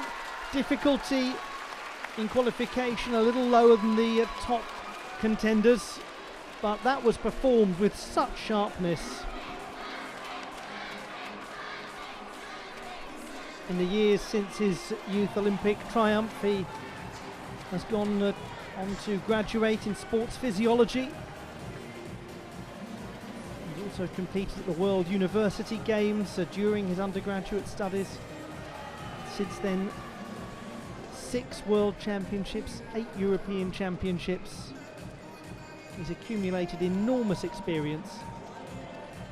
Andrei Muntean, the Romanian athlete, finalist number 3. Let's wait for his score.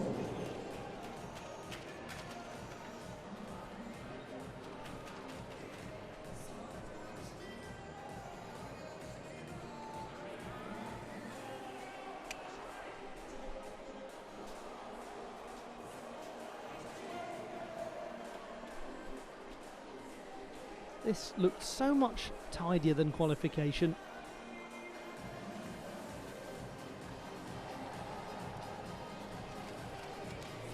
Oh, it really was. 14.633. He's gained half a mark from the preliminary round. 8.733. Same execution as Carlos Yulo.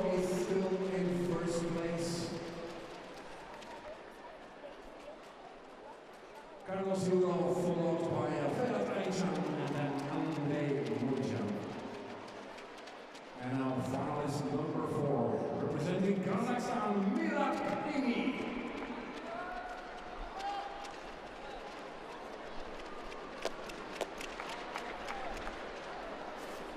Kazakhstan's Milad Karimi, the 4th to go in this men's parallel bars final.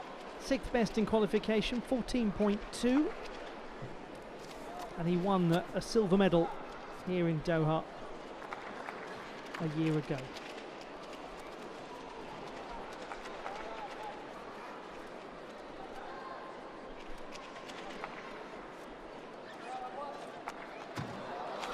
Really good height in his straddle front somersault.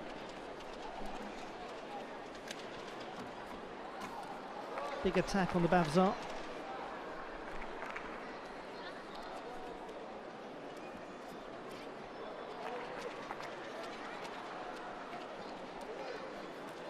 Looking nice and secure, this from the 23-year-old. Diamondov work also accomplished. Man of position into the dismount, a small side adjustment, but it's a nice display from Milad Karimi.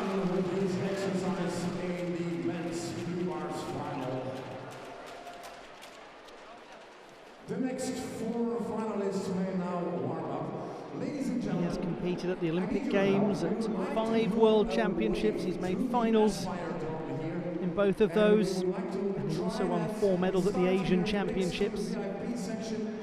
Everybody's a VIP here. But next to the VIP section, DJ, can we have some music, please? Go, go, go, go, go! Go on! We stop here! Wave to the Aspire Dome! Wave, wave, wave! Go on! Keep it going! Yes! Okay, we'll try that again. 1, 2, 3, go! The wave starts here. Go, go, go, go, go, go, go! Yes, come on! It stops behind the scoreboard. One more time. 1, 2, 3, go! Go, go, go, go, go!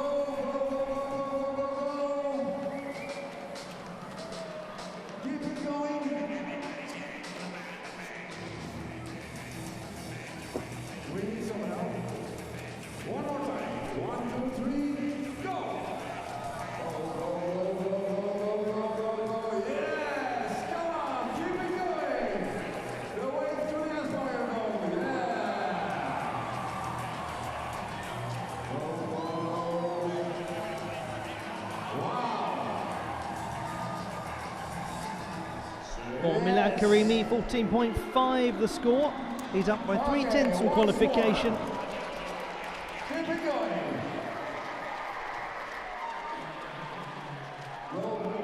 What a super atmosphere. And so we're waiting for the second half of the final.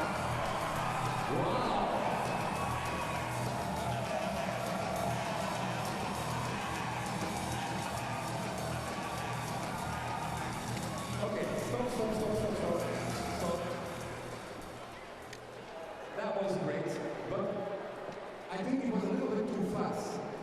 I would now like to see the slowest wave ever.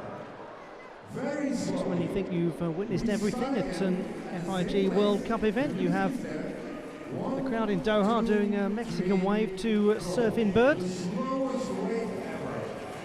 Go, go, go, go, go. Yes. Go, go, go. Very slowly. The slowest wave in the history of Qatar. Slowly. Wow.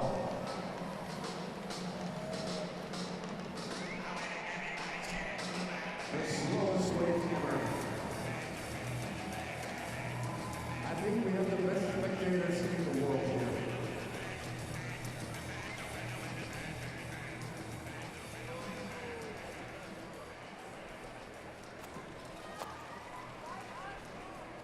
Okay, just one more.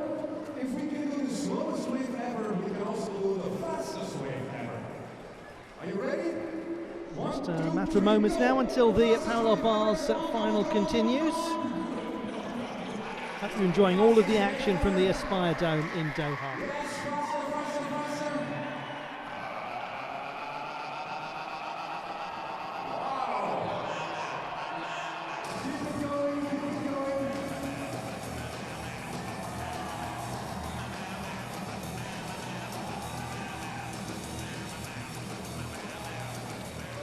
Congratulations. We have the best spectators ever here in Doha. Well done. I think we are ready for the next finalist. We're almost.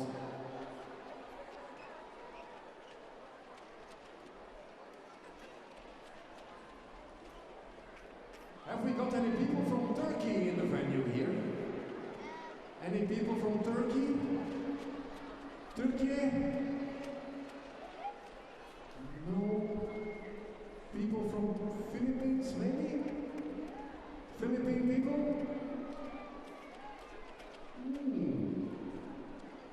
I thought I saw some before.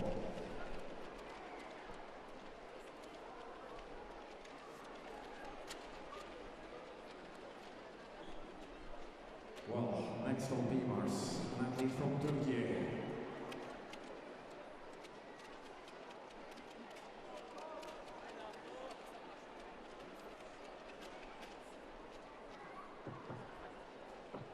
Adam Asil from Turkey, next to go. From This Turkey. parallel bars final, 8th best in qualification.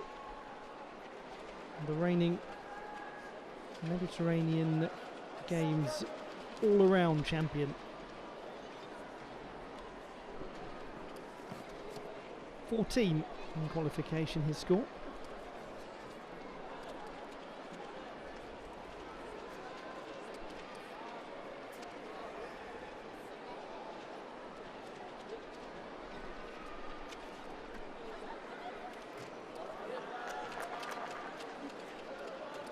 So far we've seen a parallel bars final with few issues.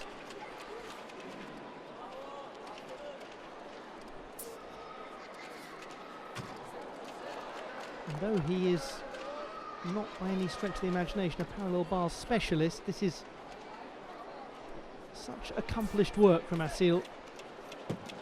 That's a very nice routine, well done to him. His difficulty was only 5.6 in qualification, but a crispness to the execution once more from the man born in Alexandria. Fantastic collection of medals he's accumulated, culminating in the World Championship title on rings last year.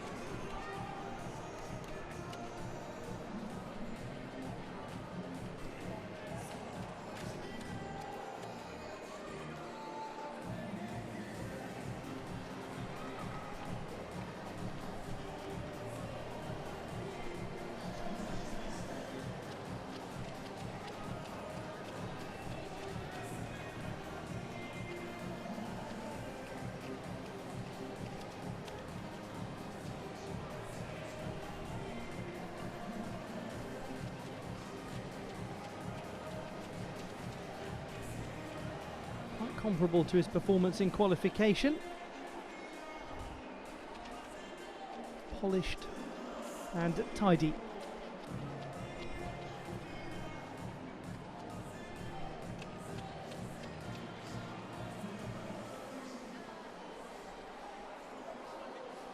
Adam Asil scores 14.066. He's in 5th position. 14.066.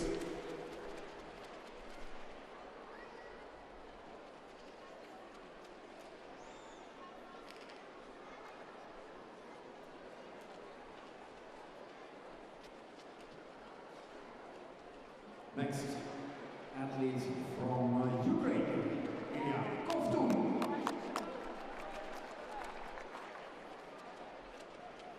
Ukraine's Ilya Kovtun.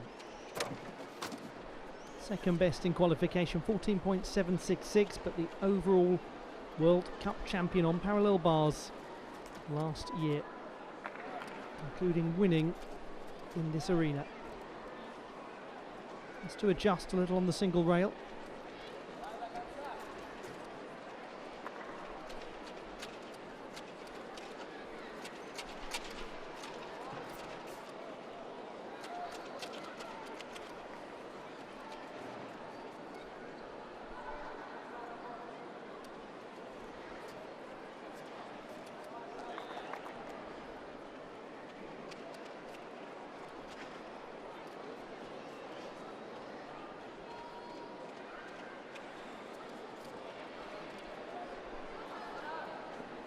Just for a moment it looked as though there was going to be a brief overbalance, but it didn't last long.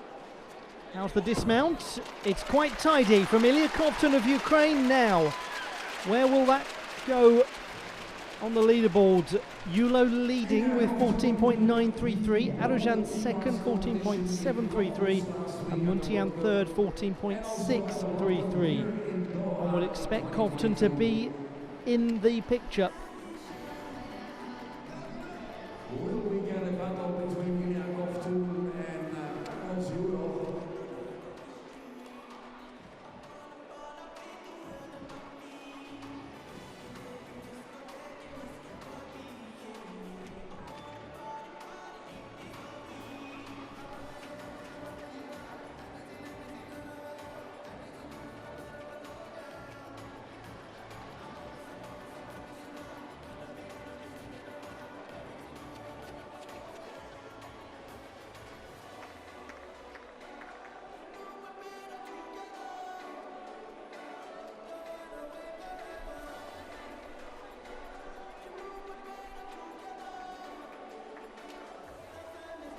He had a small adjustment coming out of the tuck position into his landing.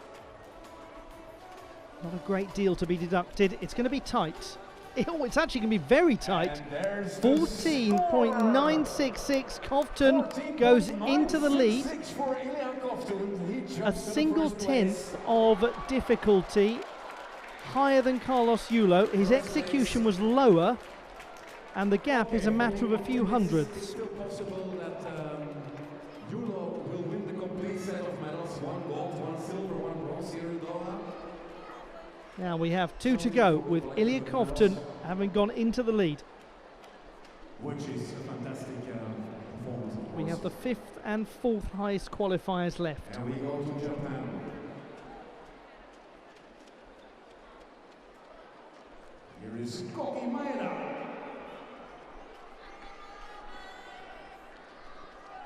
Maeda Koki from Japan, 24-year-old from Aichi in South Central Honshu. Team silver medalist in this building at the Asian Championships last year.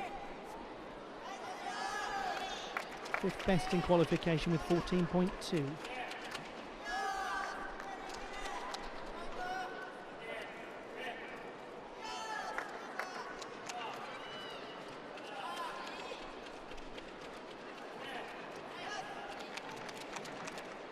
This is being performed rather crisply.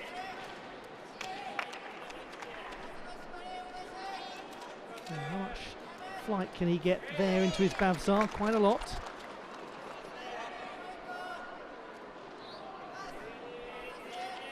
Looking for amplitude on the tip help, that's also nice.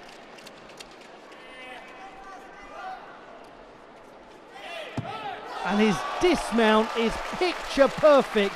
That's lovely from Maeda Koki. Really nice to see. It's only his 2nd ever World Cup event. We don't get the chance to see him at international level a lot, so strong is the Japanese team. But that was delightful gymnastics, culminating in a really polished dismount. Now, whether it's possible to break into the top 3 with the sort of difficulty he's posting, we'll have to discover. But in terms of minimising execution deductions, he's done very well.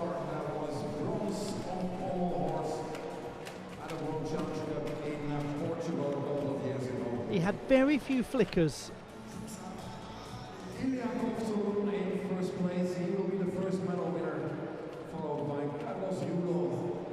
Everything really felt hit first time. Nice arch at the back going into the Bavzar, hitting the straddle position in the apex of the skill. Double pike to dismount. Superb. Very close, 14.7. Koki Maeda adds half a mark onto his qualification score. 14.7. And he just drops in behind Ferhat Arujan. Really, it's the difficulty, but it was the highest executed routine with 8.8. His difficulty, the only sub-6 that we've seen so far. That says go. There it is. From Colombia. Last gymnast in this parallel bars final.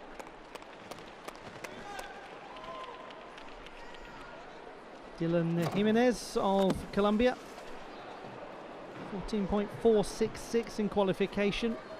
Needs an improvement of around 3/10 to get his 2nd World Cup medal after finishing 2nd in this event in Varna in Bulgaria last year.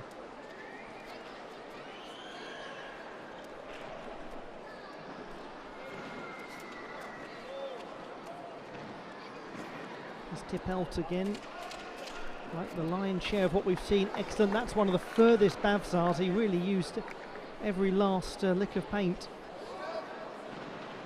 on the bars.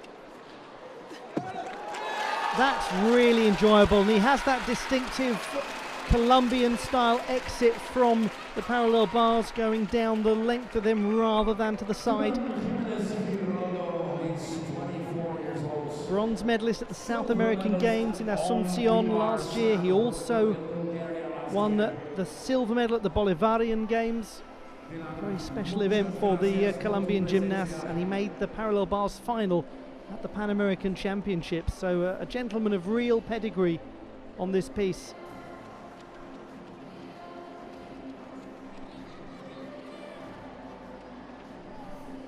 Great to see him back in the national team after he stepped away from the sport. We charged his batteries and found that the love for gymnastics was still there. The desire to compete internationally remained. Will it stay like that, or will we have a medal winner from Colombia in these That's some Bavzar in terms of the length that he achieved.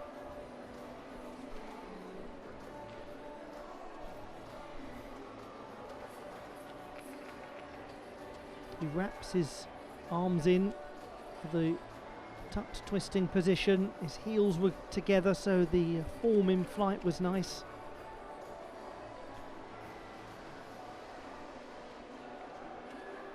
Difficulty-wise, he might be priced out of it. 14.433 for Dylan Jimenez. 7th position, 5.9 difficulty. But how great is it to see him in the final? And as a result, he's done it again. Ilya Kovtun, an incredible record of victories in parallel bars World Cup competitions. This is the man who won Cottbus, Doha, Cairo and Baku, all 4 of them last year, and he's won the first 2 of this year as well.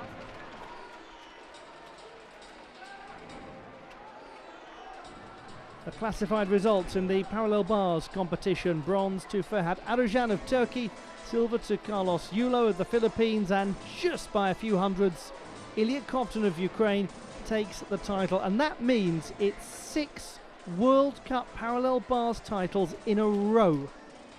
That is astounding.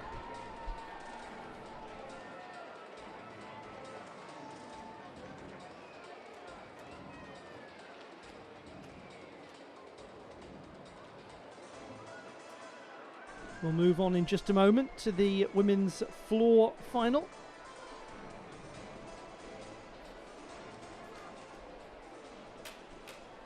This the last women's event at this Doha World Cup.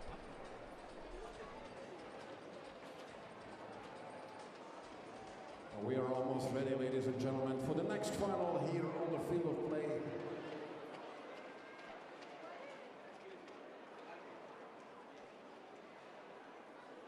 Please, ladies and gentlemen, welcome the judges for the women's floor exercise final.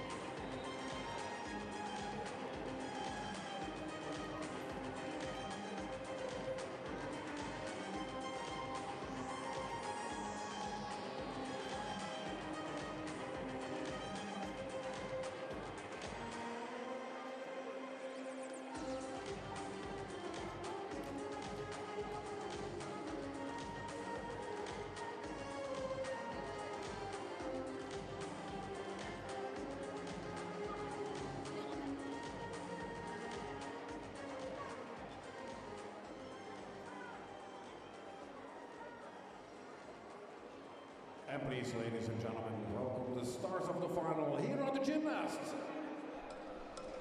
It's time for the women's floor final in Doha. The setting is the Aspire Dome, where the World Championship took place in 2018.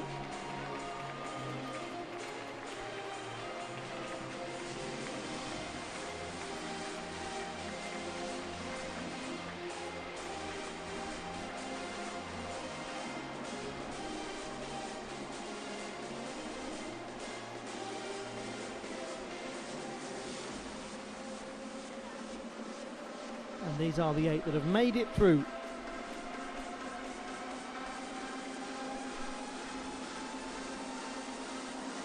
And one of them already establishing herself as a star in front of the Doha crowd.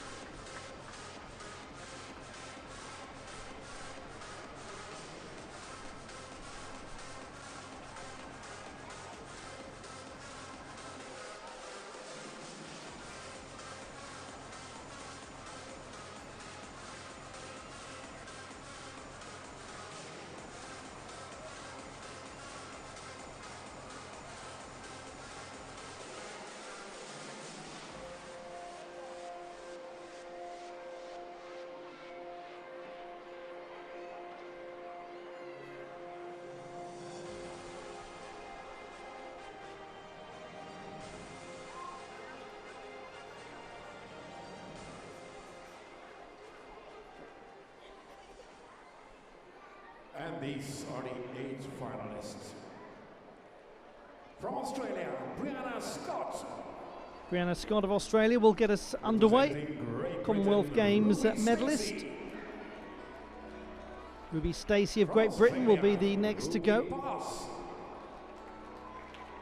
Australia's Ruby Pass, followed by Dildora Aripova of Uzbekistan, South Central Asian champion. Nazanin Temurova of Azerbaijan, second competition international level for her. Hatakeda Chiaki of Japan. Elina Gravin of Sweden, senior international debut for her. And also for her, Sabrina Maneka-Voinia, who's already won the balance beam title. The reserve gymnast, Natalie Westlund of Sweden.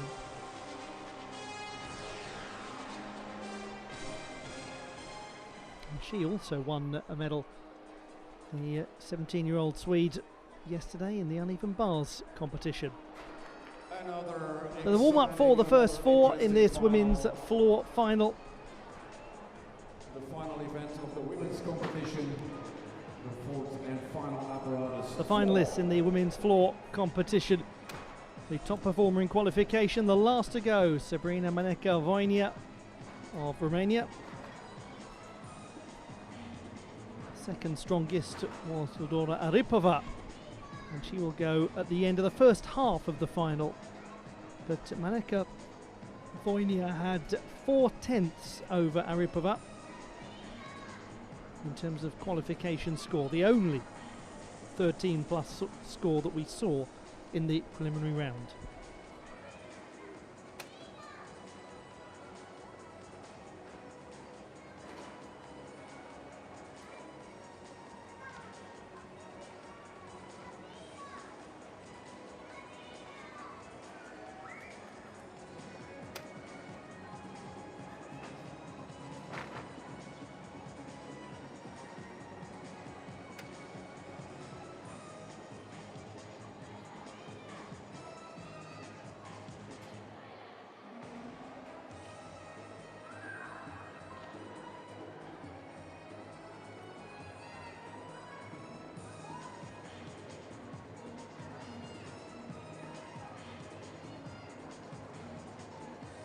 Floor exercise, the athletes get 30 seconds each, which means that we have a warm-up time of 2 minutes. The warm-up period is over and we begin this women's floor final. And this is the end of the warm-up. We start in Australia.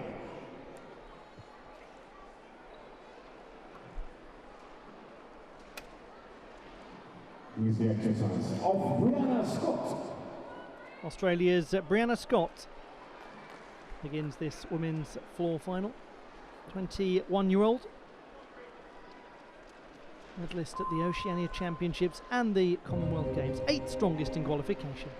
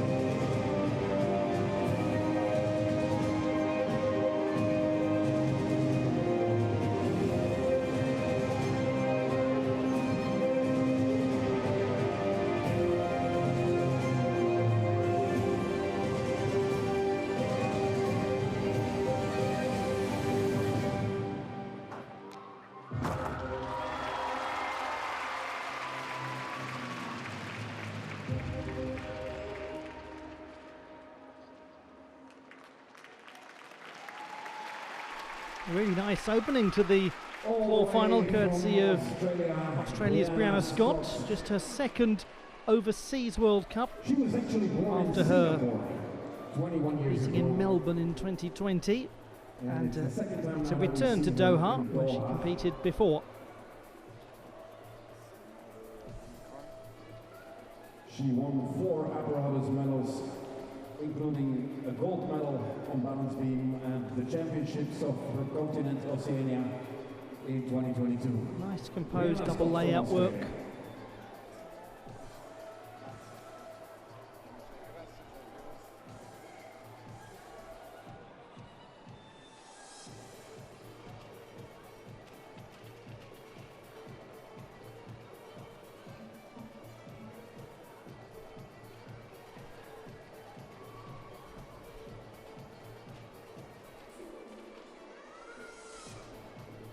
On the whole, a confident performance from Brianna Scott.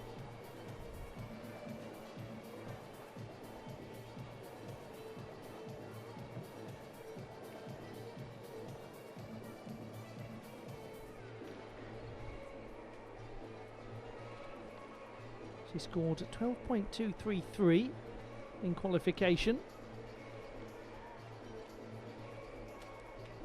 We wait for the score of Brianna Scott from Australia.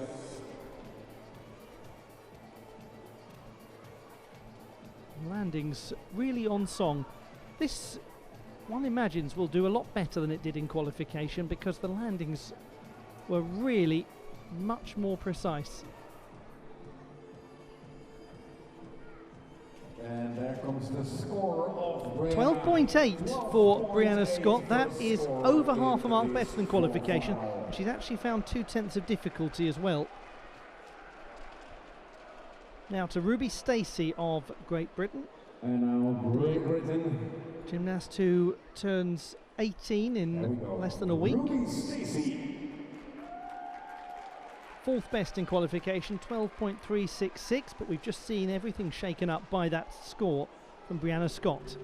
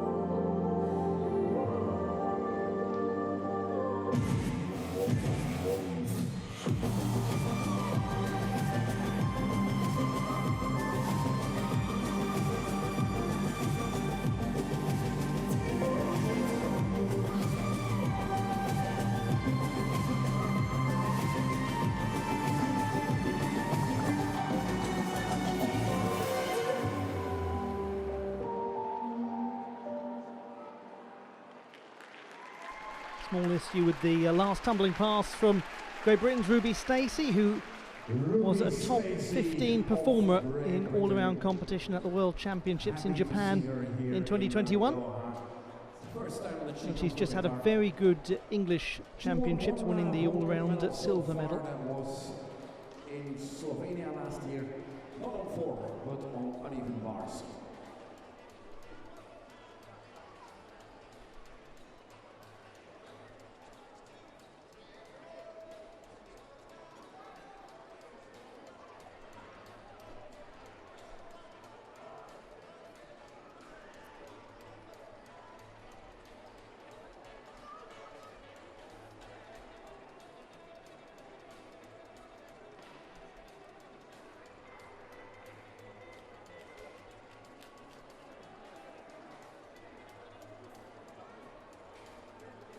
Let's wait for that second score of the floor final.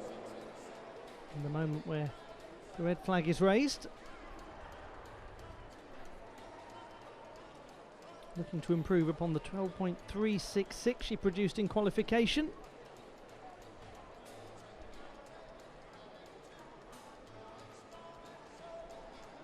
.233 for Ruby Stacey. There's the score, 12.233. She's down by just over a tenth from the preliminary round. And here is Australia again.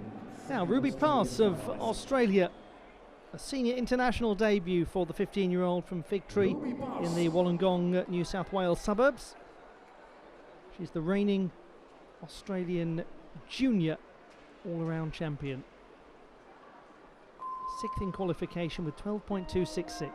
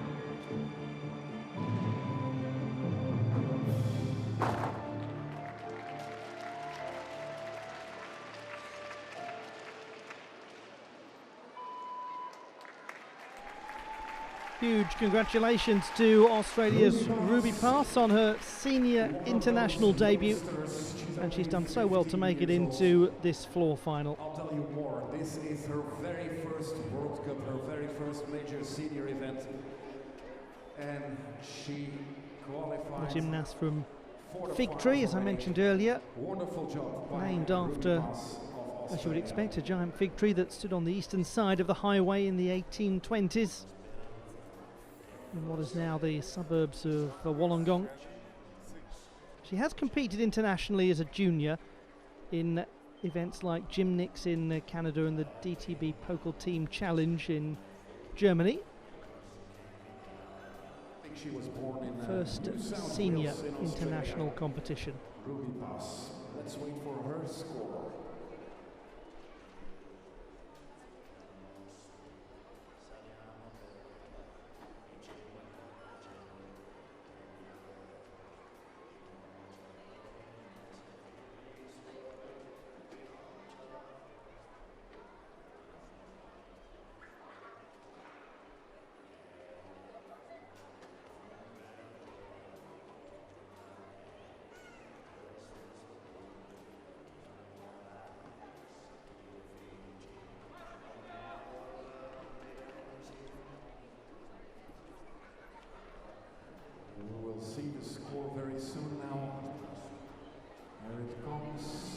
for Ruby Pass, 12.433. So not only has she made her first final here, she's improved upon her qualification performance, and one can ask for a little more than that. It's very impressive. Dildora Aripova of Uzbekistan, the second strongest in qualification, and she posted the third highest difficulty. Here's the exercise of Dildora Aripova. She has won 2 World Cup medals on floor in the past 12 months.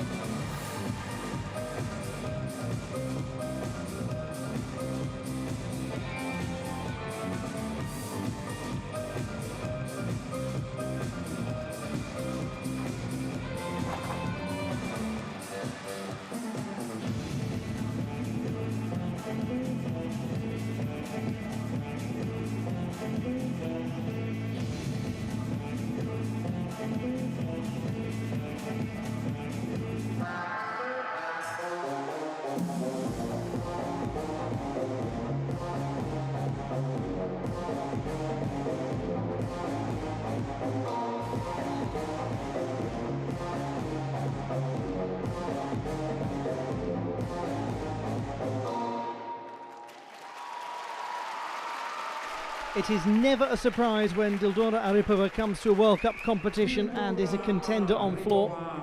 12.866 in qualification, though that performance at the start by Brianna Scott has put the cat among the pigeons. Gymnasts, you can warm up. She actually made the vault and balance beam finals last weekend in Cottbus. Won a gold medal in her World Cup debut. That was in Bulgaria last year. No, in 2021, I should say.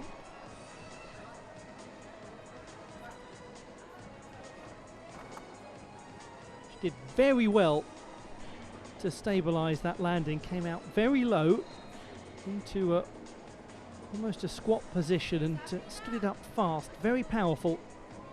Good strength shown. A quite remarkable save, that, especially when you see it from that angle. But there's some complexity to her tumbling work.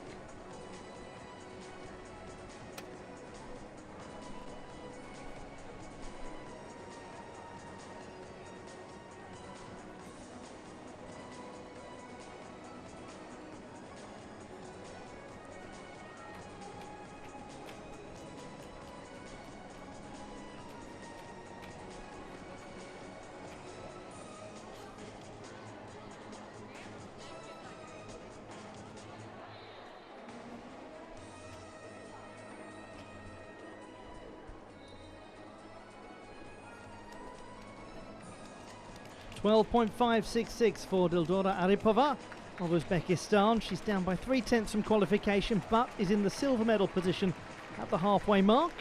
Great score for Dildora. Ahead of Ruby Pass and behind her teammate Brianna Scott.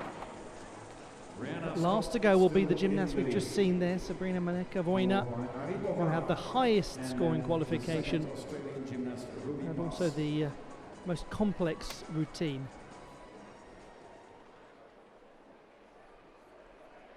Natalina Temurova of Azerbaijan, 15-year-old who's in her first senior international final, having made her senior international debut in Cottbus last week.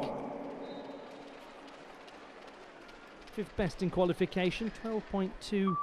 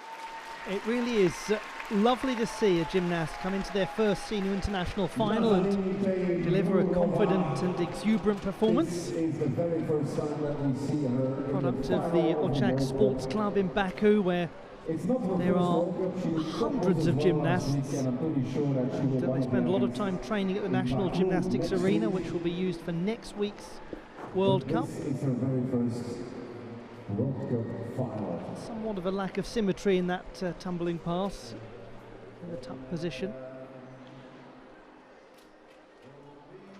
A demonstration of sound agility in the leaps.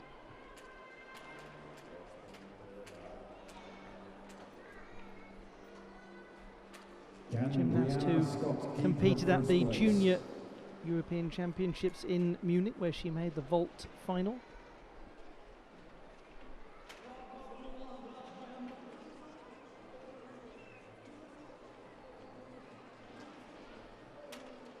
Quick reflexes on that landing.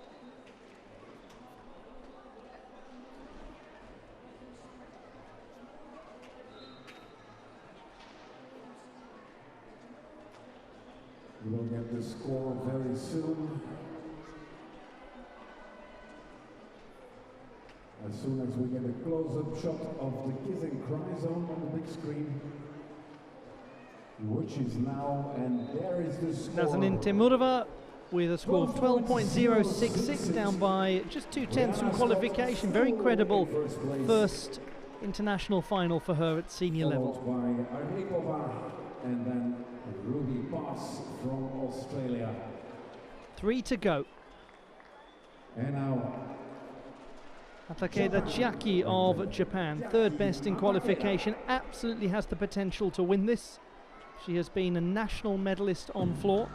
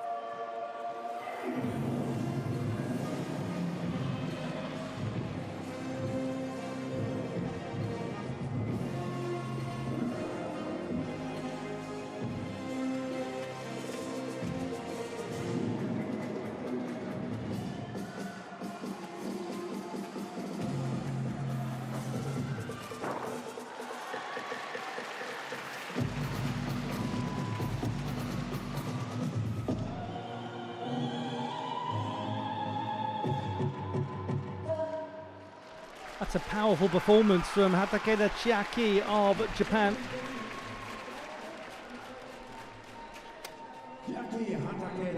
Now her overall performance was very sharp, very precise, but at the heart of it actually was some very beefy, big tumbling. she's 18, And it's easy to overlook it when it's performed with a sense of fluidity, but there's what one might call deceptive difficulty in this display. She's a very composed young athlete, and sometimes when people are very composed on floor, you run the risk of not spotting how much they're doing in the tumbling passes, especially when it is all rather linked together nicely.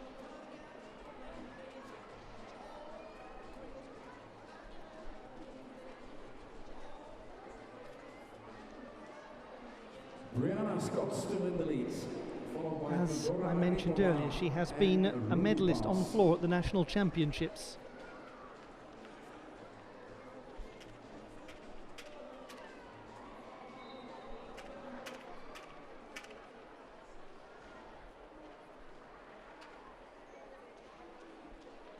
12.766 in qualification for Hatakeda. 12.8 is the current leading score.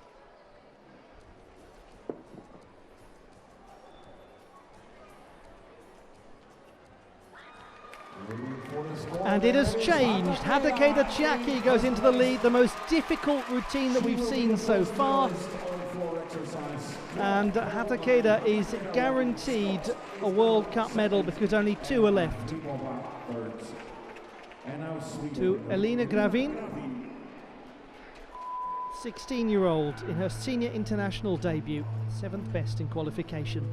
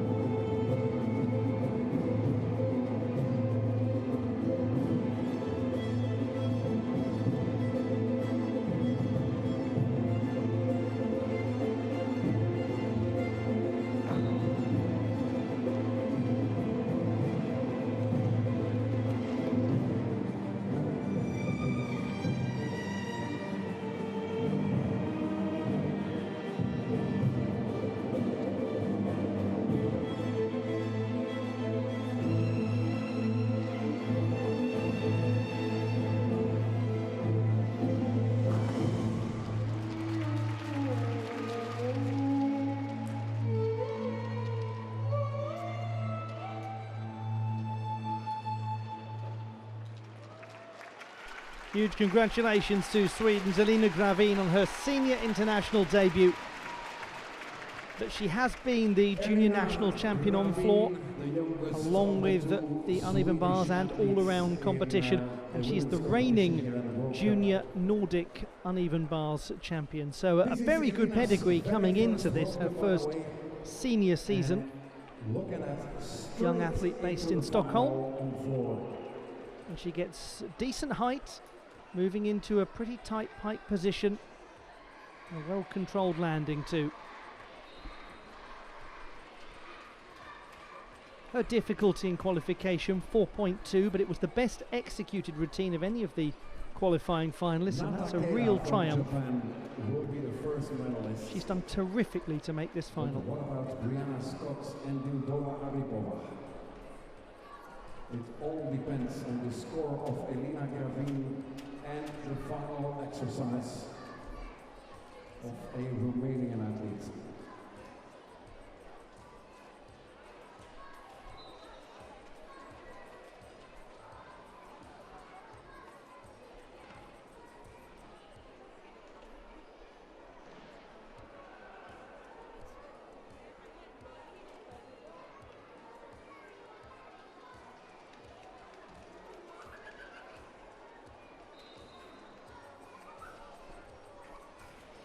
Elina Gravin, the penultimate score to come in.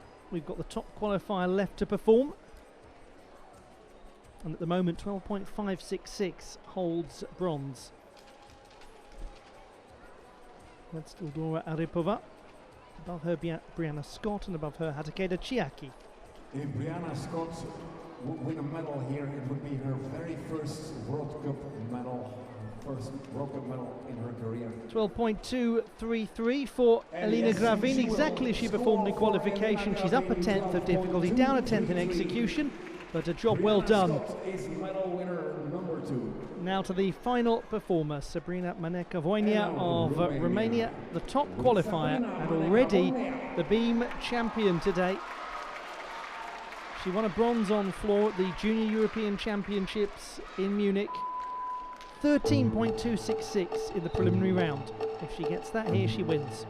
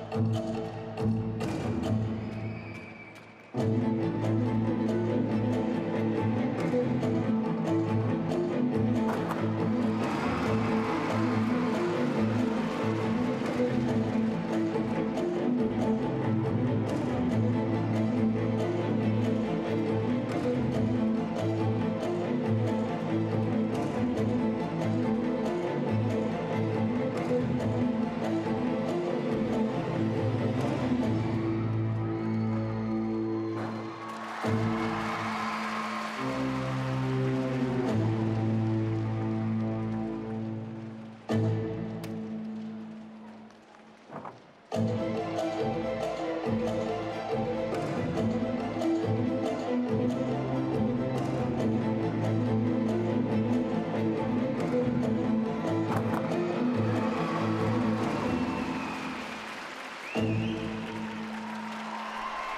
an absolutely outrageous debut from Sabrina Maneka-Voinea of Romania. It is so easy to see why people have been excited about her for years and waiting for that senior debut since clips of her in junior competition first started circulating among gymnastics fans. She tumbles so well. There's a sharpness to everything she does, a sense of finesse and flair, and also a confidence, a real confidence. What a joy to watch. And it's another of those routines, much like Hatakeda Chiaki's, where you are so busy enjoying it that you have to just remind yourself it's really difficult. What nice form in the layout position, arched back. Really paying attention to the core aesthetics of gymnastics execution. Little loss of stability coming out of the pirouette. She rotates around a good few times. Twisting is powerful and well judged. Minimal adjustment, one pace backwards.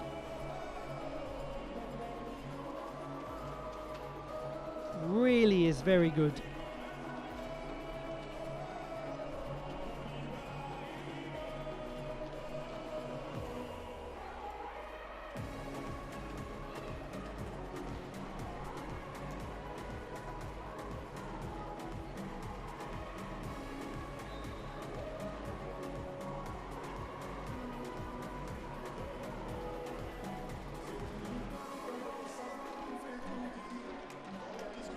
Where will she feature? Hatakeda leads at the moment on 12.9. Then Scott, then Aripova. One suspects we'll see a change of some description to the leaderboard.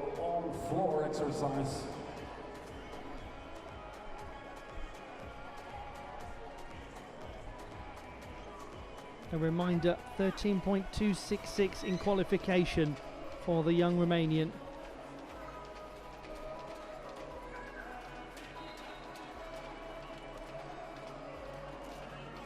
The second youngest athlete in this final after Nazanin Temurova. And she has won it yet again by some margin. 13.6 for Sabrina Maneka-Voinea.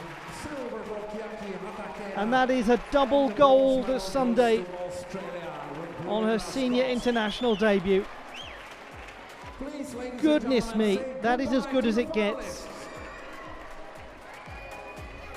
What a start to her senior international career.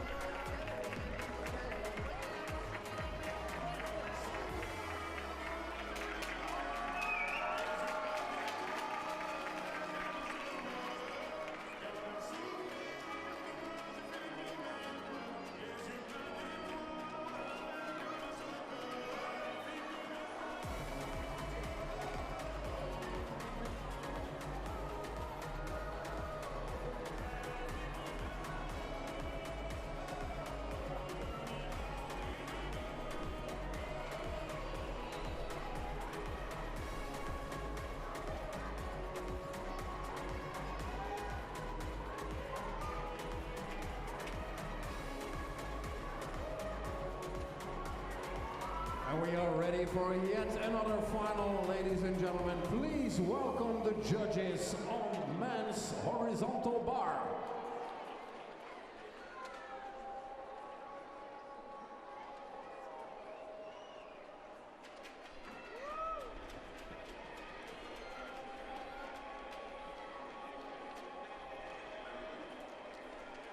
The classified results in the women's floor competition. A brilliant moment for Brianna Scott of Australia, her first World Cup honours. Adegeda Chiaki of Japan also accomplishing that with this silver medal. And Sabrina Maneka-Voinia of Romania winning 2 titles in a row. Fantastic day for her.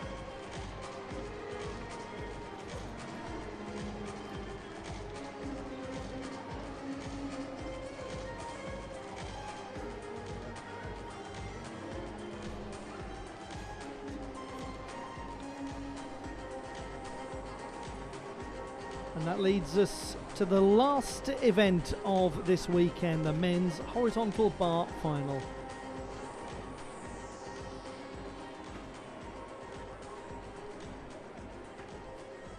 And here are the stars of the show. Please, ladies and gentlemen, welcome the gymnasts.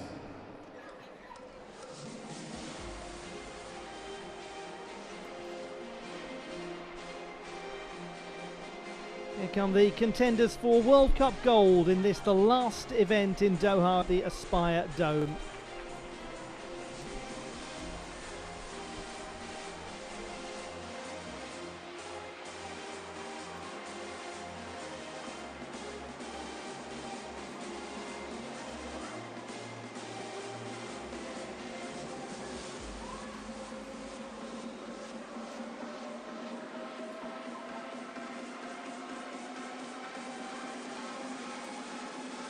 This is a very good field with some top gymnasts, including an Olympic medalist. And he'll be the first to go too. We've got a European champion in there.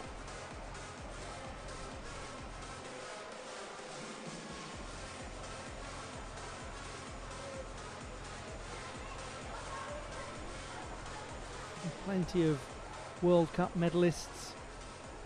And an African Championship medalist.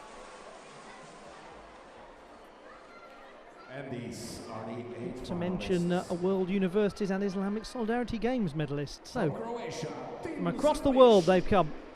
We start with Tin Serbic of Croatia, the silver medalist at the Olympic Games. Israel's Alexander Miakinin, European Championship medalist in 2020. Ahmed El Maragi of Egypt, African Championship medalist. Ilya Kovtun of Ukraine. From Kazakhstan, Milad Karimi. Kazakhstan's Milad Karimi, World Universities medalist, Asian Championship medalist, and Islamic Solidarity Games medalist. Adamas Seal of Turkey, European Championship medalist. We have Robert Tvorogal of Lithuania, European champion in 2020 and European Games champion. And Kamoto Yuya of Japan. He was the second strongest in qualification.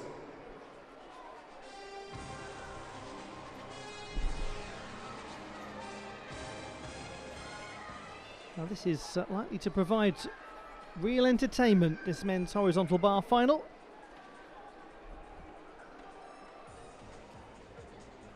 As soon as the bar is prepared, Croatia's Tin Serbic will be the first to warm up.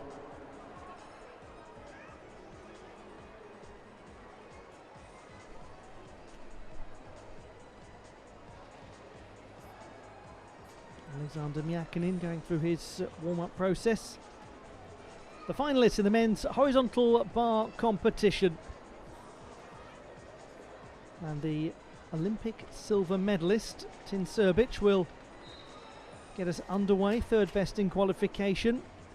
And then we'll have to wait until the very end. Robert Tvorogal, top qualifier, followed by second best Kamoto Yuya.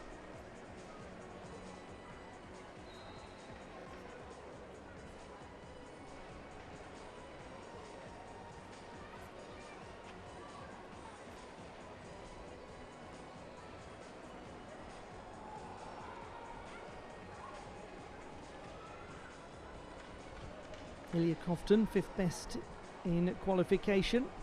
This is Ilya Kovtun. Fabulous work he has been producing again this season on the parallel bars. But he's a nice performer on horizontal bar as well, key part of his all-around programme.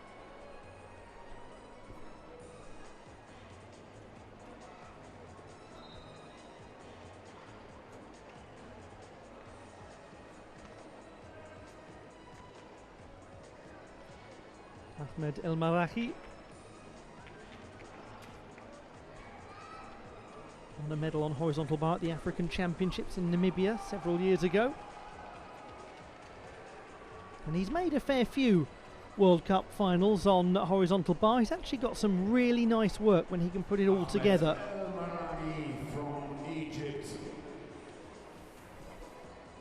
Hopefully he can do that in this final in Doha. Japanese squad watching on. I'm looking forward to seeing the performance of Kamoto Yuya, who'll be last to go. But before that, we have the Olympic silver medalist. And Tim is preparing for his exercise, the first exercise on high bar today.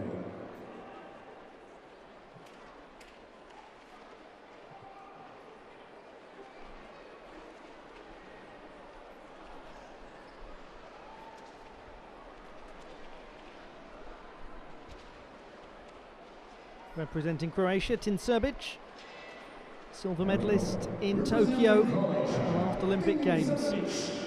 He made 3 World Cup finals last year, including a gold medal in his home World Cup in Osijek. Didn't make the final last week in Cottbus. 3rd best in qualification with a score of 14.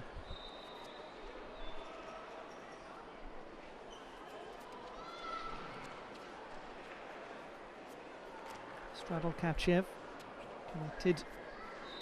So there's his Kachev variation work. It's always been at the heart of his success on horizontal bar, but he also adds in the Coleman.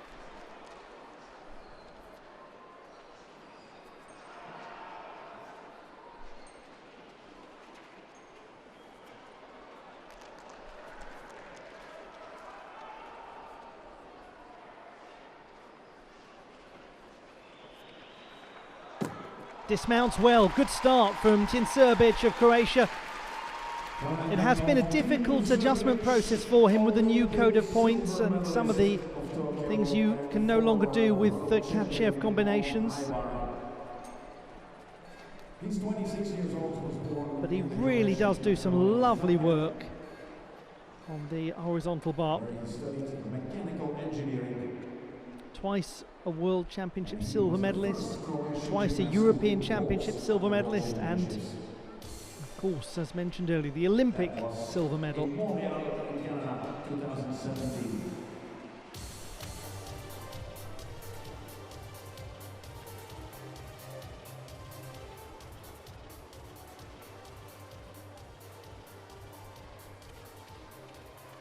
Nice connection of Kachev elements.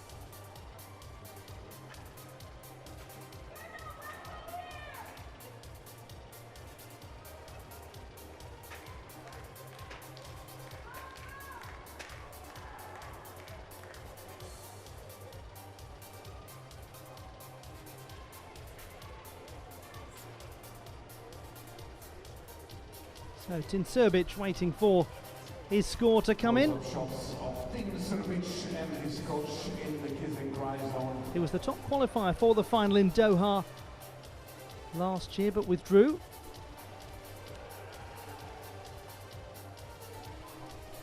What changes he managed to make to his score of 14 from the preliminary round. An improvement of 0.3, 14.3 for Tin Srbic. He gets an extra 0.4 of difficulty, and that sets a good mark.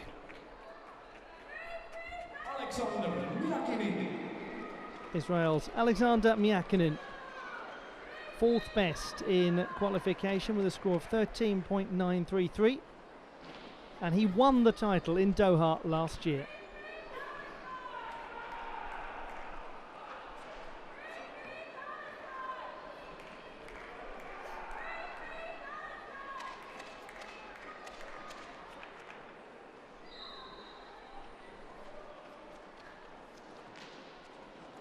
Big Cassina to open, nicely executed.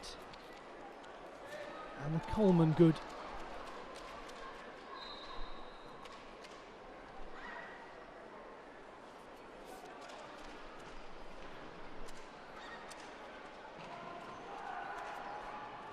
Good Kachev in the piked position. This is looking really secure. Oh, unfortunately that Kachev not working for Alexander Myakinin.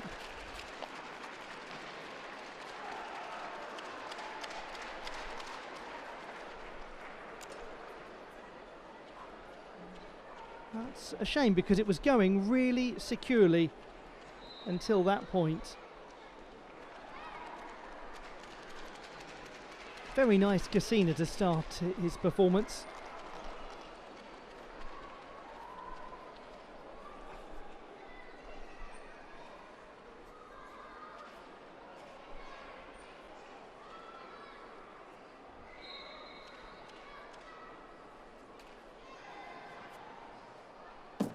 A very nice dismount too. Alexander Myakinin of Israel.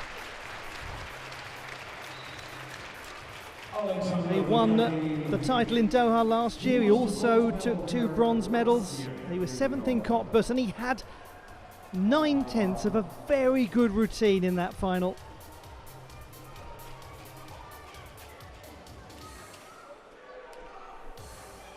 Let's have a look back at it. That's his Cassina. Connects it well. And the Kachev that he just misjudged, coming down really on top of the bar.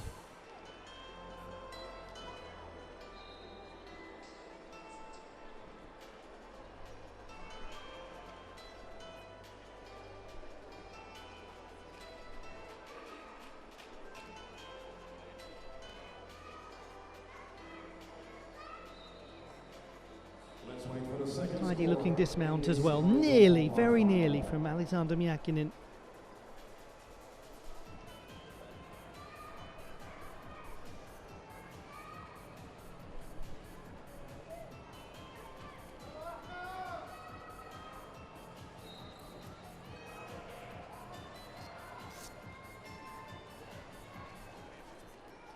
.366.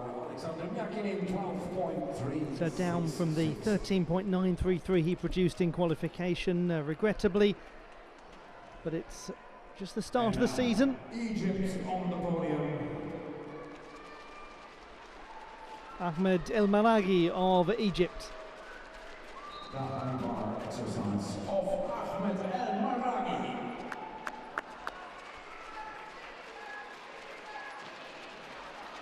13.533 his score in qualification. The 27-year-old from the ancient city of Alexandria,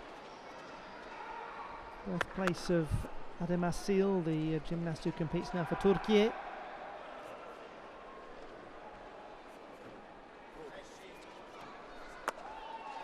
At his best, he's lovely on this piece. That's a nice beginning with his Coleman looking strong. Straight Kachev also accomplished. Keep it going. Straddle Kachev. Good, into another Kachev.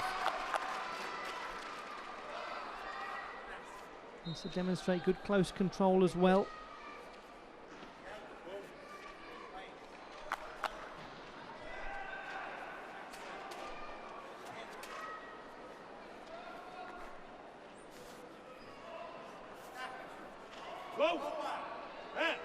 Lovely stuff from Ahmed El Maraghi of Egypt. It's his 4th World Cup final. He's found it difficult to really deliver after qualification, but that was really nice. And it's nice to be able to say from the geologist, it was rock solid. He's 26 years old, was born in Alexandria. Ahmed El Maraghi. We have seen him already. As I mentioned earlier, silver medalist on the horizontal bar at the African Championships in Namibia in 2018. Let's see what he can do today. He came off the bar in Cairo in his home competition last year in the final. His best finish has been 6th place in Paris.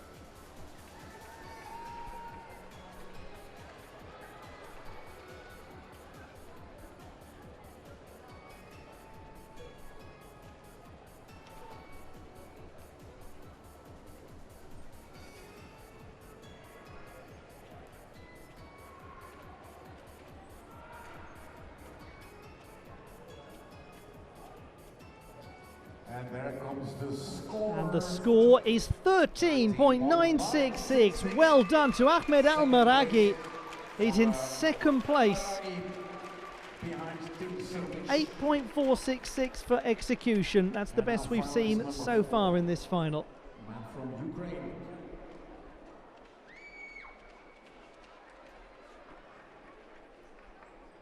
Ilya Kovtun. We now go to Ilya Kovtun of Ukraine. Ilya Kovtun, 5th best in qualification, 13.766.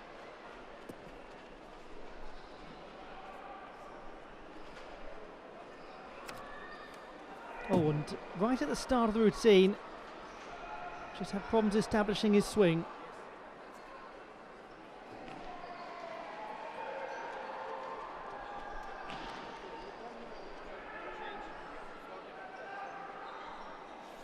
Looks like a grip issue.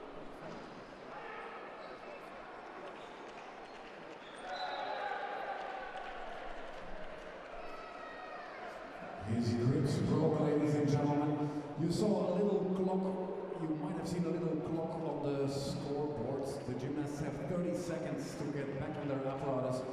But in this case, he gets more time. Ilya Kovtun going to change a broken grip.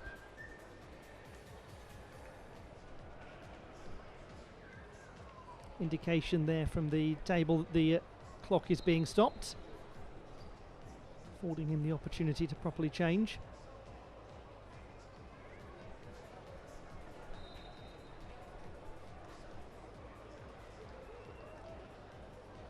I think he's now going to the warm-up zone in order to get a new grip.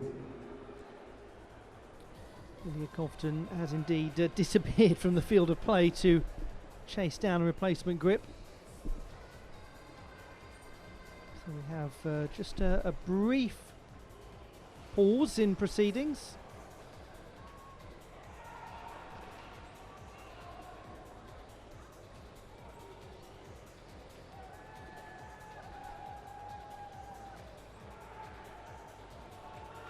Ilya Kovtun will do his routine later on, ladies and gentlemen. We will now start warming up for the next. Well, it looks as though we're going to return to Ilya Kovtun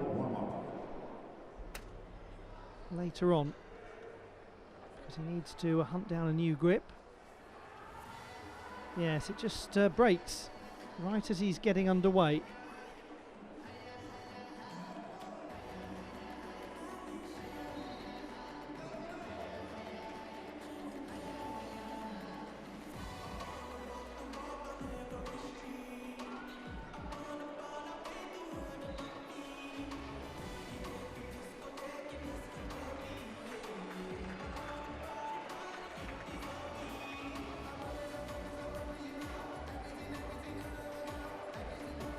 So the warm-ups now taking place for the next 4 gymnasts.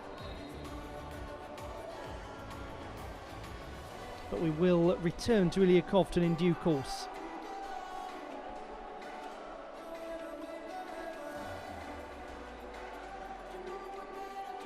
I think they're just trying to establish with clarity whether he's going to go straight after the warm-up or wait for the others to perform. We'll discover that soon enough.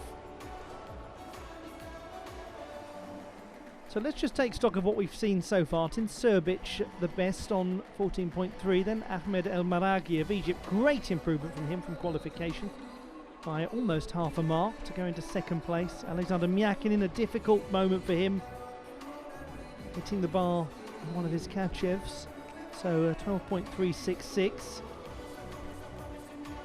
We have still got the top two performers in qualification to come. Robert Tvoregal and Kamoto Yuya, and they will go one after the other right at the end of the final.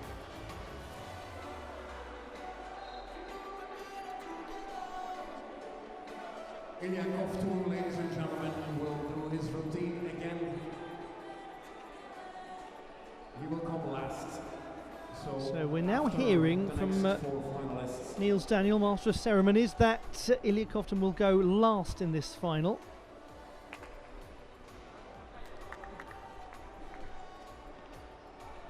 So, Team Silvic still in the lead after 3 routines, followed by Ahmed El-Maragi and Alexander Myakinin.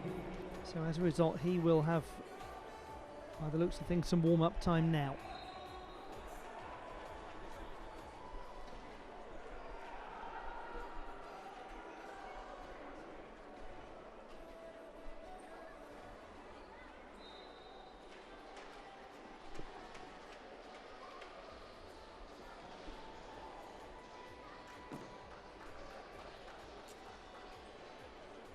Tricky moment for the 19-year-old.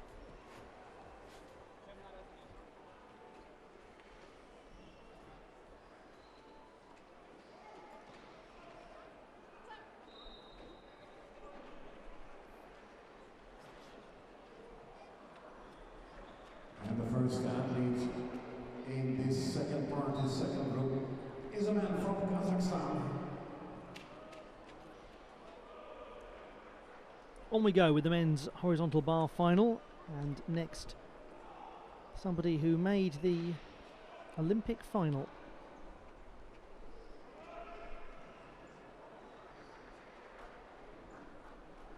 Milad Karimi of Kazakhstan, 6th best in qualification for this, 13.733. He was the second strongest qualifier for the Olympic final, ended up finishing 8th. He won a bronze medal last year at the Asian Championships. He's had a good collection of international honours on horizontal bar.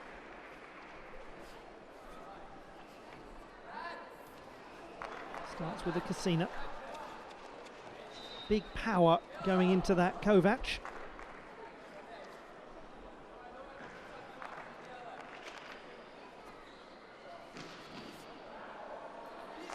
Just managed to hold the handstand position. Ooh, only just gets clearance in the straight Kachev.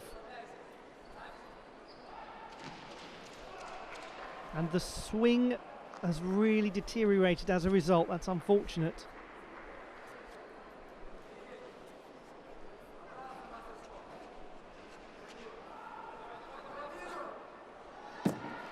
Nonetheless, he managed to keep it going. Milad Karimi, he's had more polished displays than that, but he did display that characteristic tenacity that we've come to expect from the man from Almaty. He's such a hard-working gentleman.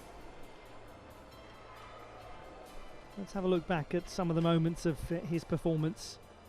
Finalists at the Olympics Casina to get things started. And then the Kovac, the pure Kovac, without the twisting element that turns it into a Coleman. He's 23 years old.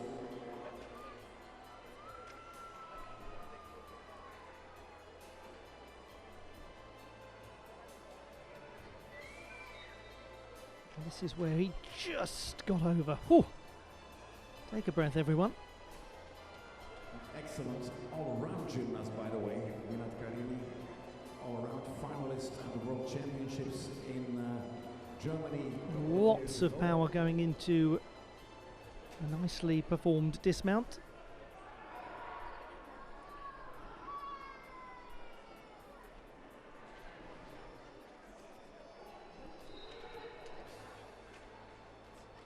His execution in qualification was 8.133, and it is unsurprisingly a little lower here.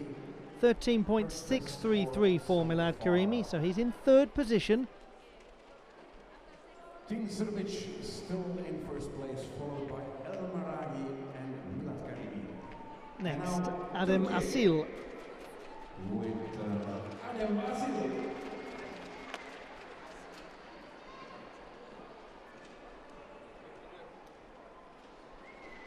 He's won medals at the Mediterranean Games and the European Championships on the horizontal bar.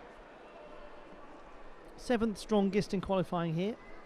13.633 as he starts with a Yamawaki. Just a little reset going into handstand.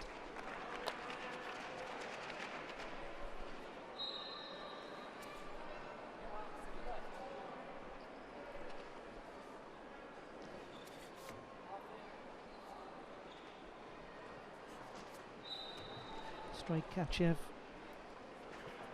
Now the straddle variation. Quite position too.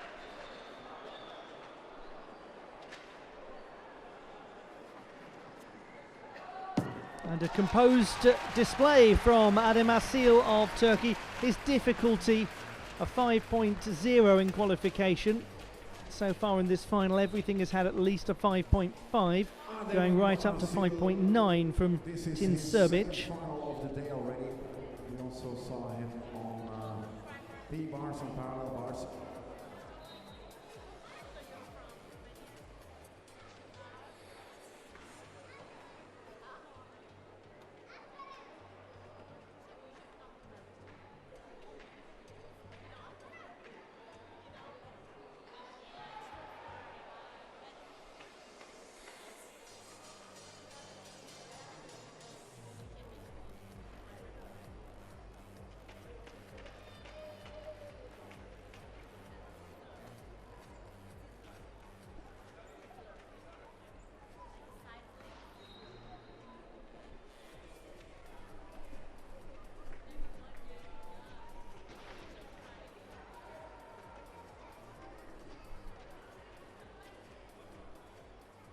Looks as though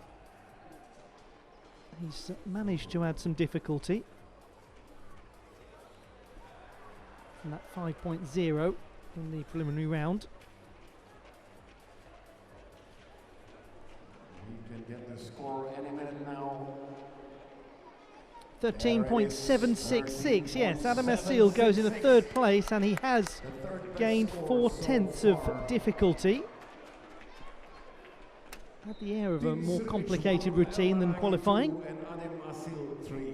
So Milad Karimi drops down into 4th. We now have the top 2 qualifiers to conclude our coverage in Doha, starting with Robert Tvorogal of Lithuania. 14.366, the best in the preliminary round. And his last World Cup medal was here a year ago, where he took 2nd place. Lovely height on his straight Kachev. This is beautiful. Oh, wow! That is outrageously well executed. He's in the rafters. Good close control too. Oh, I spoke too soon. It seemed to be going absolutely according to plan after some majestic Kachevs. And just clipped the apparatus and off he came.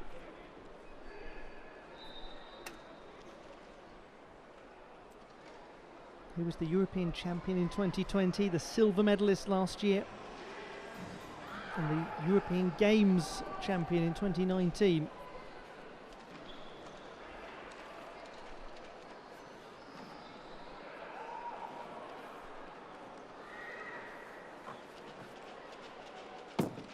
Oh, that's a lovely dismount as well. Nearly a masterpiece from Robert Tvorogal. And we've lost the top qualifier from real medal contention, which is good news for Tin Srbic. Let's look at these Kachevs again, though. The straight position was really well executed, but this is when he starts to get some flight. The straddle, excellent, and then he connects it into a pike Kachev, and that was the highest of all of them.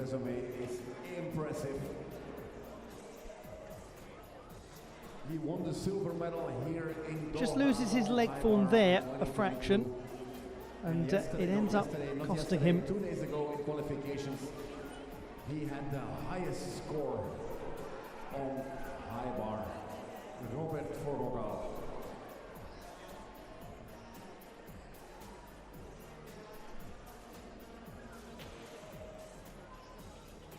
And it was an absolutely super dismount as well.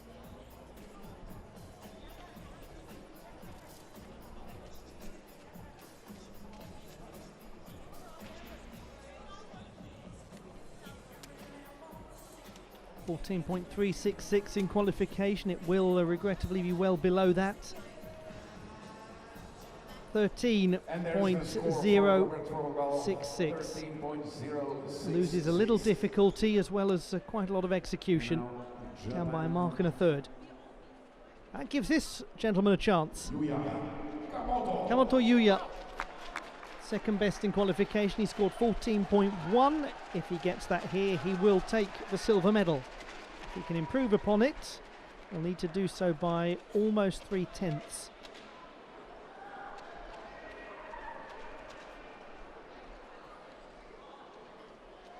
That would be to take the title. 28-year-old from Tokyo gets us underway. This the last performance in Doha. Straight Kachev, secure.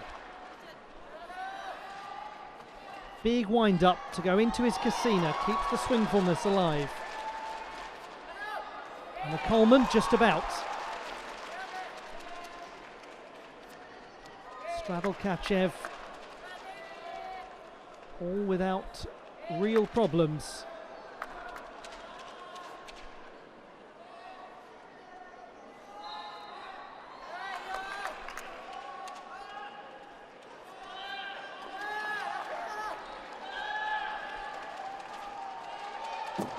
Nice finish to this competition from Kamoto Yuya of Japan, and he might well be in medal contention. At the moment it is Tin Serbic and then Ahmed El Maraghi of Egypt, who's just won his first ever World Cup medal. Adam Asil of Turkey waiting to see if Kamoto Yuya can displace him. Championships in Great Britain last year. 27 years old, born in the Japanese capital in Tokyo. Last time Kamoto Yuya won a World Cup medal, it was in 2016. All three of his medals were won there in Cottbus. But the last time he was in a World Cup was in Paris in 2018, so it has been a long time since we've seen him on the regular season World Cup circuit. That was his Coleman, which looked in flight as though he might have some difficulty with in terms of keeping the swing going, but not the case.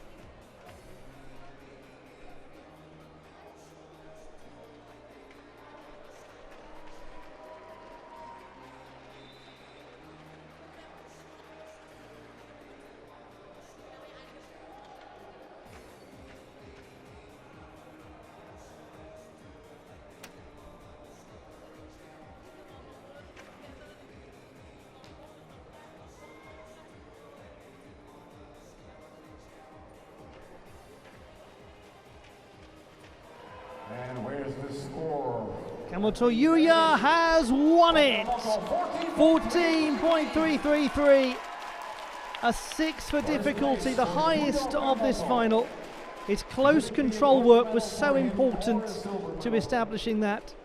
We'll tell you in a couple of minutes. And he's taken it by a few hundreds. Now, I've got to correct myself here because we have got Ilya Kovtun still to perform.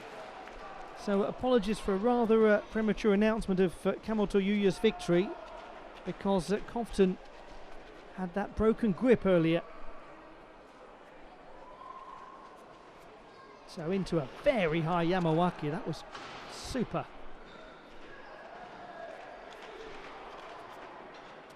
And his straight Kachev is good, as is his straddle Kachev, as is his pike Kachev.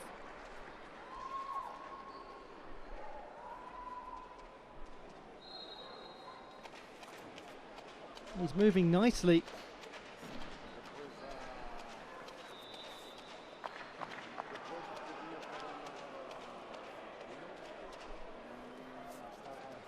Dances beautifully over the bar in the pirouette. What a good display from Ilya Kovtun of Ukraine. And his finish is very sound. That's a nice performance from Ilya Kovtun. Having won his 6th parallel bars title in a row at World Cup level. He's also displayed some good form on the horizontal bar too. Now he needs an improvement of 2/10 or just over 2/10 from qualification in order to surpass Ahmed El Maraghi of Egypt. Yuya Nakamoto first place, King Subic second, and Ahmed El Maraghi is currently third.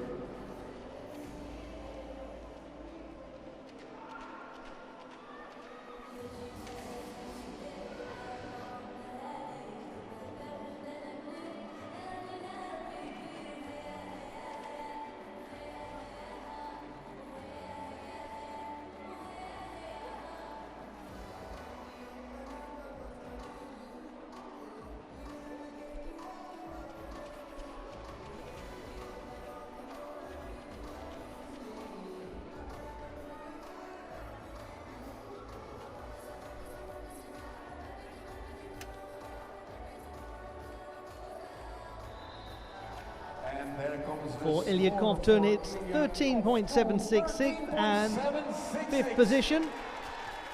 Which means and we can now confirm the classified results. Nakamoto wins the gold, King Subic grabs the silver, and the bronze medal goes to Egypt with Ahmed El Maraghi. Ladies and gentlemen, please say goodbye to the gymnasts.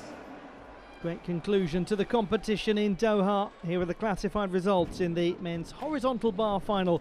A first ever World Cup medal to Egypt's Ahmed El Maraghi. He takes bronze. Tin Subic, the Olympic silver medalist, takes silver here in the Aspire Dome. And Kamoto Yuya of Japan, the second best in qualification, has won his 2nd World Cup title and his first since 2016.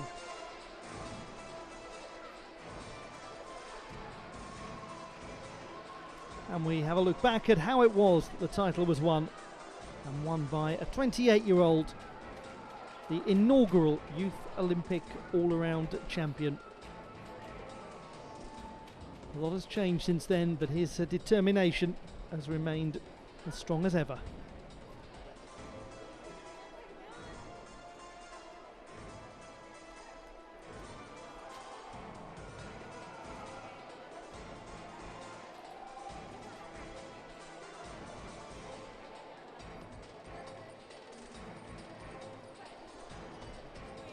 One of those routines where the inner workings of it, the things you don't see, the plumbing if you will, was absolutely key to him getting that high difficulty score.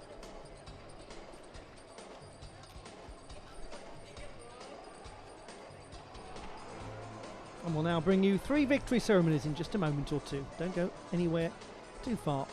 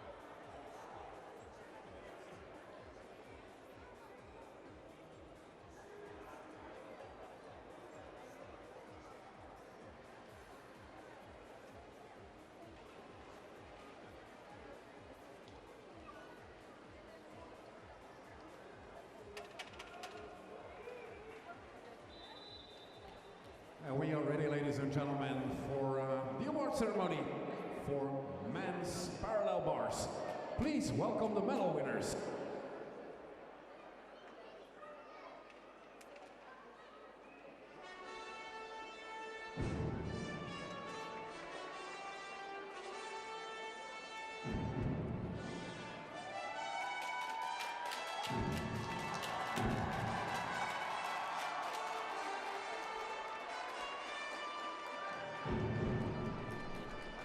It's now time for the victory ceremony in the men's parallel bars competition at the Aspire Dome. Third place and Doha hosting its 15th Artistic Gymnastics World Cup. Ferhat Arajan of Turkey takes the bronze medal, a veteran parallel bars performer, still producing high difficulty and very sharp execution. Representing the Philippines, Carlos Yulo. Carlos Yulo of the Philippines completing a full set of colours this weekend in Doha to the delight of his fans.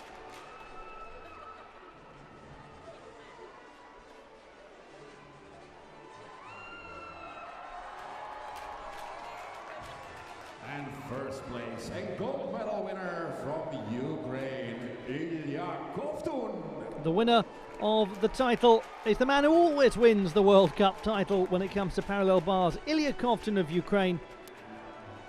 He defends his title from Doha and he makes it 6 World Cup parallel bars titles in a row. And we'll have the national anthem of Ukraine as a result. To stand up for the national anthem of Ukraine.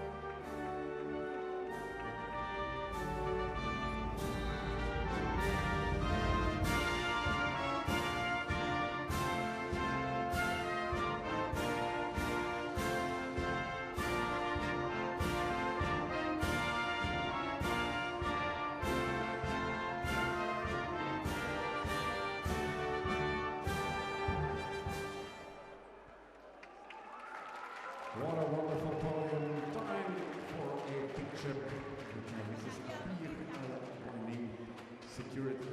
Secretary General of the Qatar Gymnastics Federation. So I have Mr. Mohamed El Meraghi, Deputy Secretary General of the Qatar Gymnastics Federation. Mr. Mohamed Abdel Rasoul. And also Mr. Ali Al-Hikmi, Vice President of the International Gymnastics Federation and President of the Gymnastics Federation of Qatar.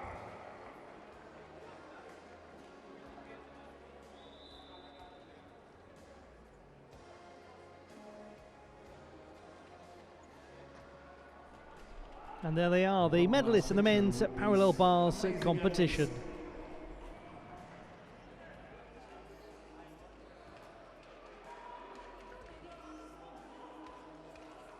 Gentlemen, congratulations. Thank you so much for being here with us in Doha. Congratulations. And we will move on in just a moment to the women's floor victory ceremony. And we are ready for the medal award ceremony. Going nice and swiftly through the ceremonies in Doha. It's been a well-organised event.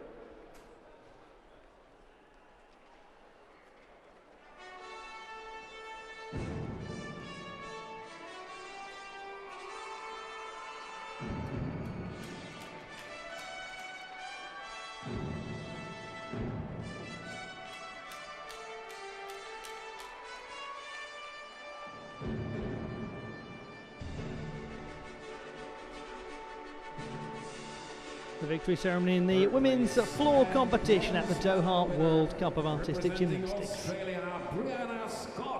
Congratulations to Brianna Scott of Australia, the 21-year-old, on a World Cup podium for the first time, to add to her collection of Continental Championship medals and Commonwealth Games awards. Silver medalists from Japan, Chiaki Takeda Chiaki from Japan wins her first ever World Cup medal.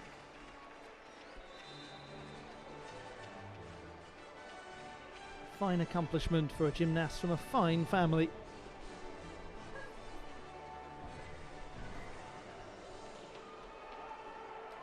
And first place and gold medalists from Romania. But this has been a quite sensational weekend for Sabrina Maneka-Voinia of Romania.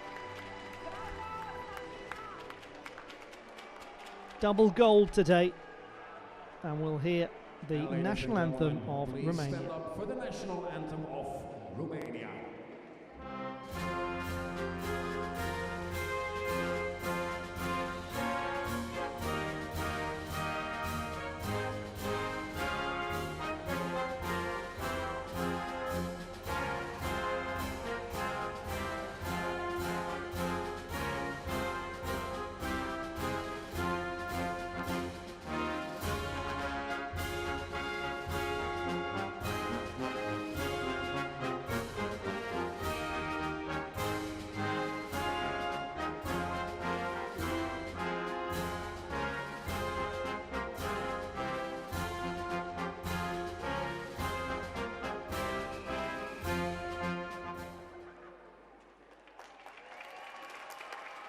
What a great podium. Time for a picture with Mrs. Abir Al-Wanin, Secretary General of the Qatar Gymnastics Federation, Mrs. Nehat Zayed, Vice President of the Technical Committee Women's Artistic Gymnastics at the International Gymnastics Federation, and Mr. Adi Al-Hitmi, President of the Qatar Gymnastics Federation and Vice President of the International Gymnastics Federation.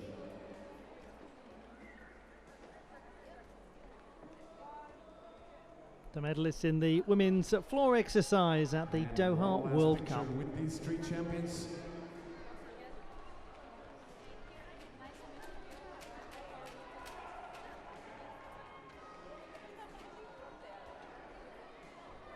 And first medal for the Australian gymnasts at a World Cup. Definitely not the last. And one more award ceremony, ladies and gentlemen. Quick award ceremony for the changing around of the podium. Job well done. Please welcome And we move to the men's horizontal bar victory ceremony.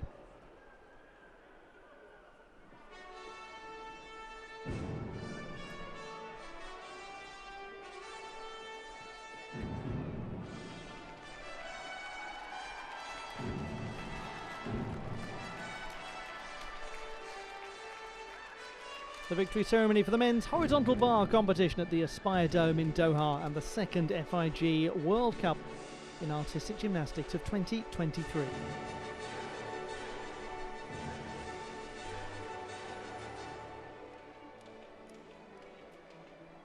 Third place and bronze medal winner representing Egypt, Ahmed El Marahi. What a moment for Ahmed El Marahi of Egypt. His first ever World Cup medal. Second place and silver medalist. 27-year-old from Alexandria, making a moment of history. The winner of the silver medal, Tin Serbic of Croatia, the Olympic silver medalist and two-time World Championship runner-up. And first place and gold medalist representing Japan, Yuya Kamoto. And the winner, a gentleman that we don't get to see very often in World Cup competition, Kamoto Yuya of Japan. And how splendid that he has come along and absolutely knocked it out of the park with a wonderful performance to move up from second place in qualification, to take the title and to have the national anthem of Japan played in his honour.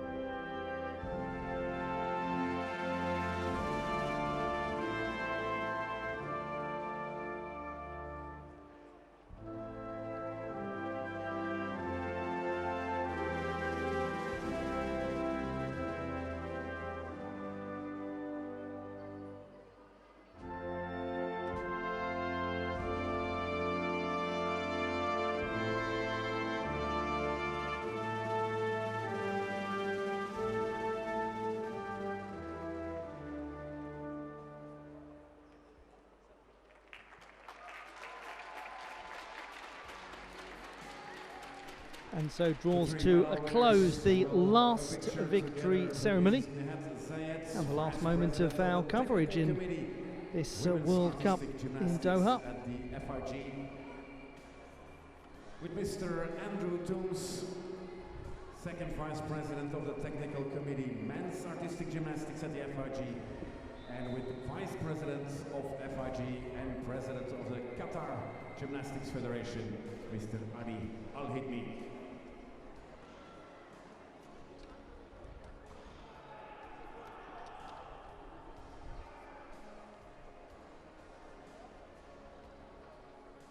Time for one last picture, and I'm pretty sure that the medalists in the men's horizontal bar competition at the Doha World Cup of Artistic Gymnastics.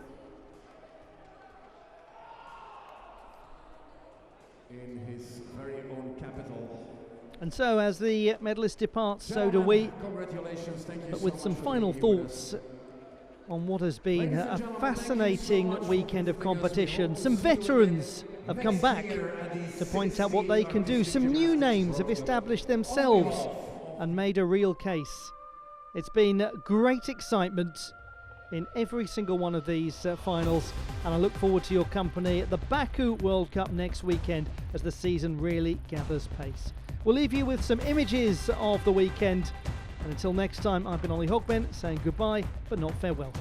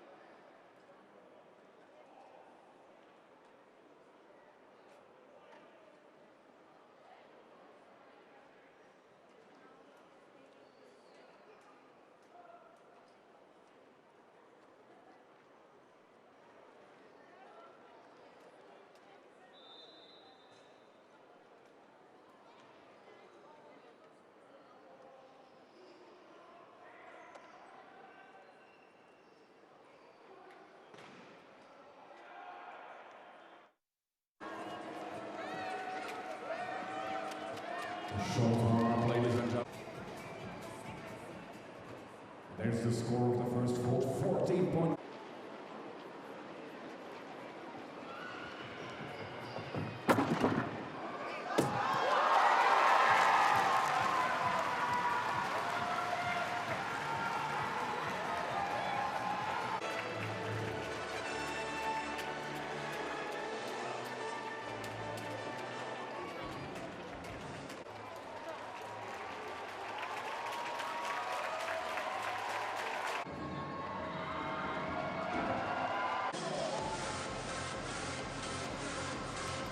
Malewski will be the second medalist.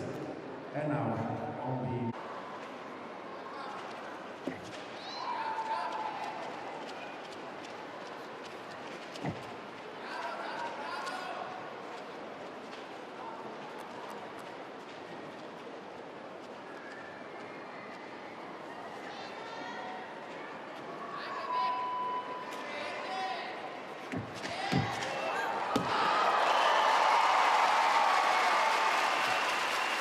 Sabrina Maneka Monea.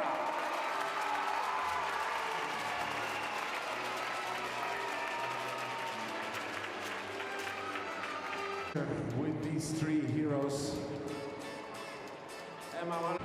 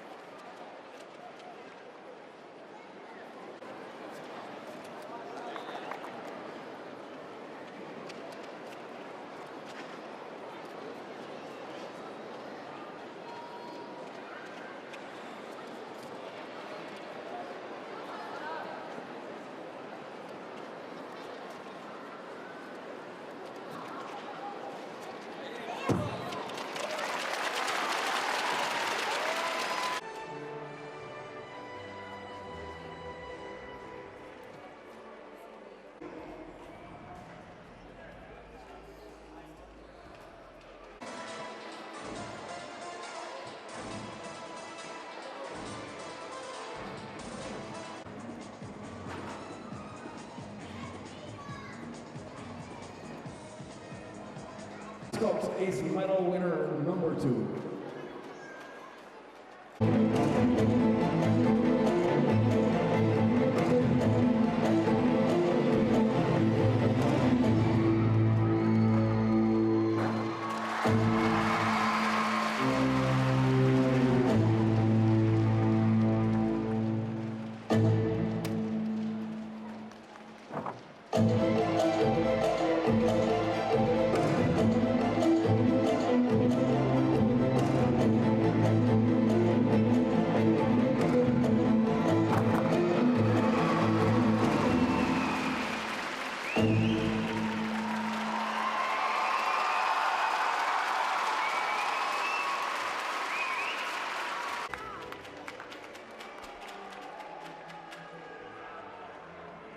And ladies and gentlemen, and one last picture with these three champions.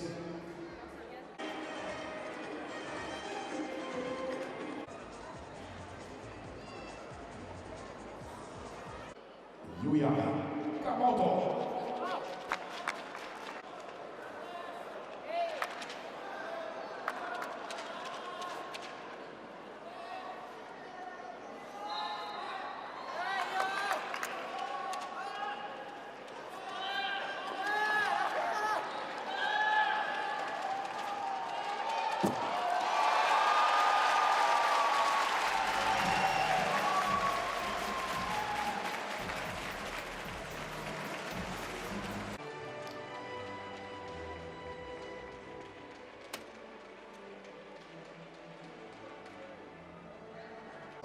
Of the World Cup in Egypt, in Cairo in April.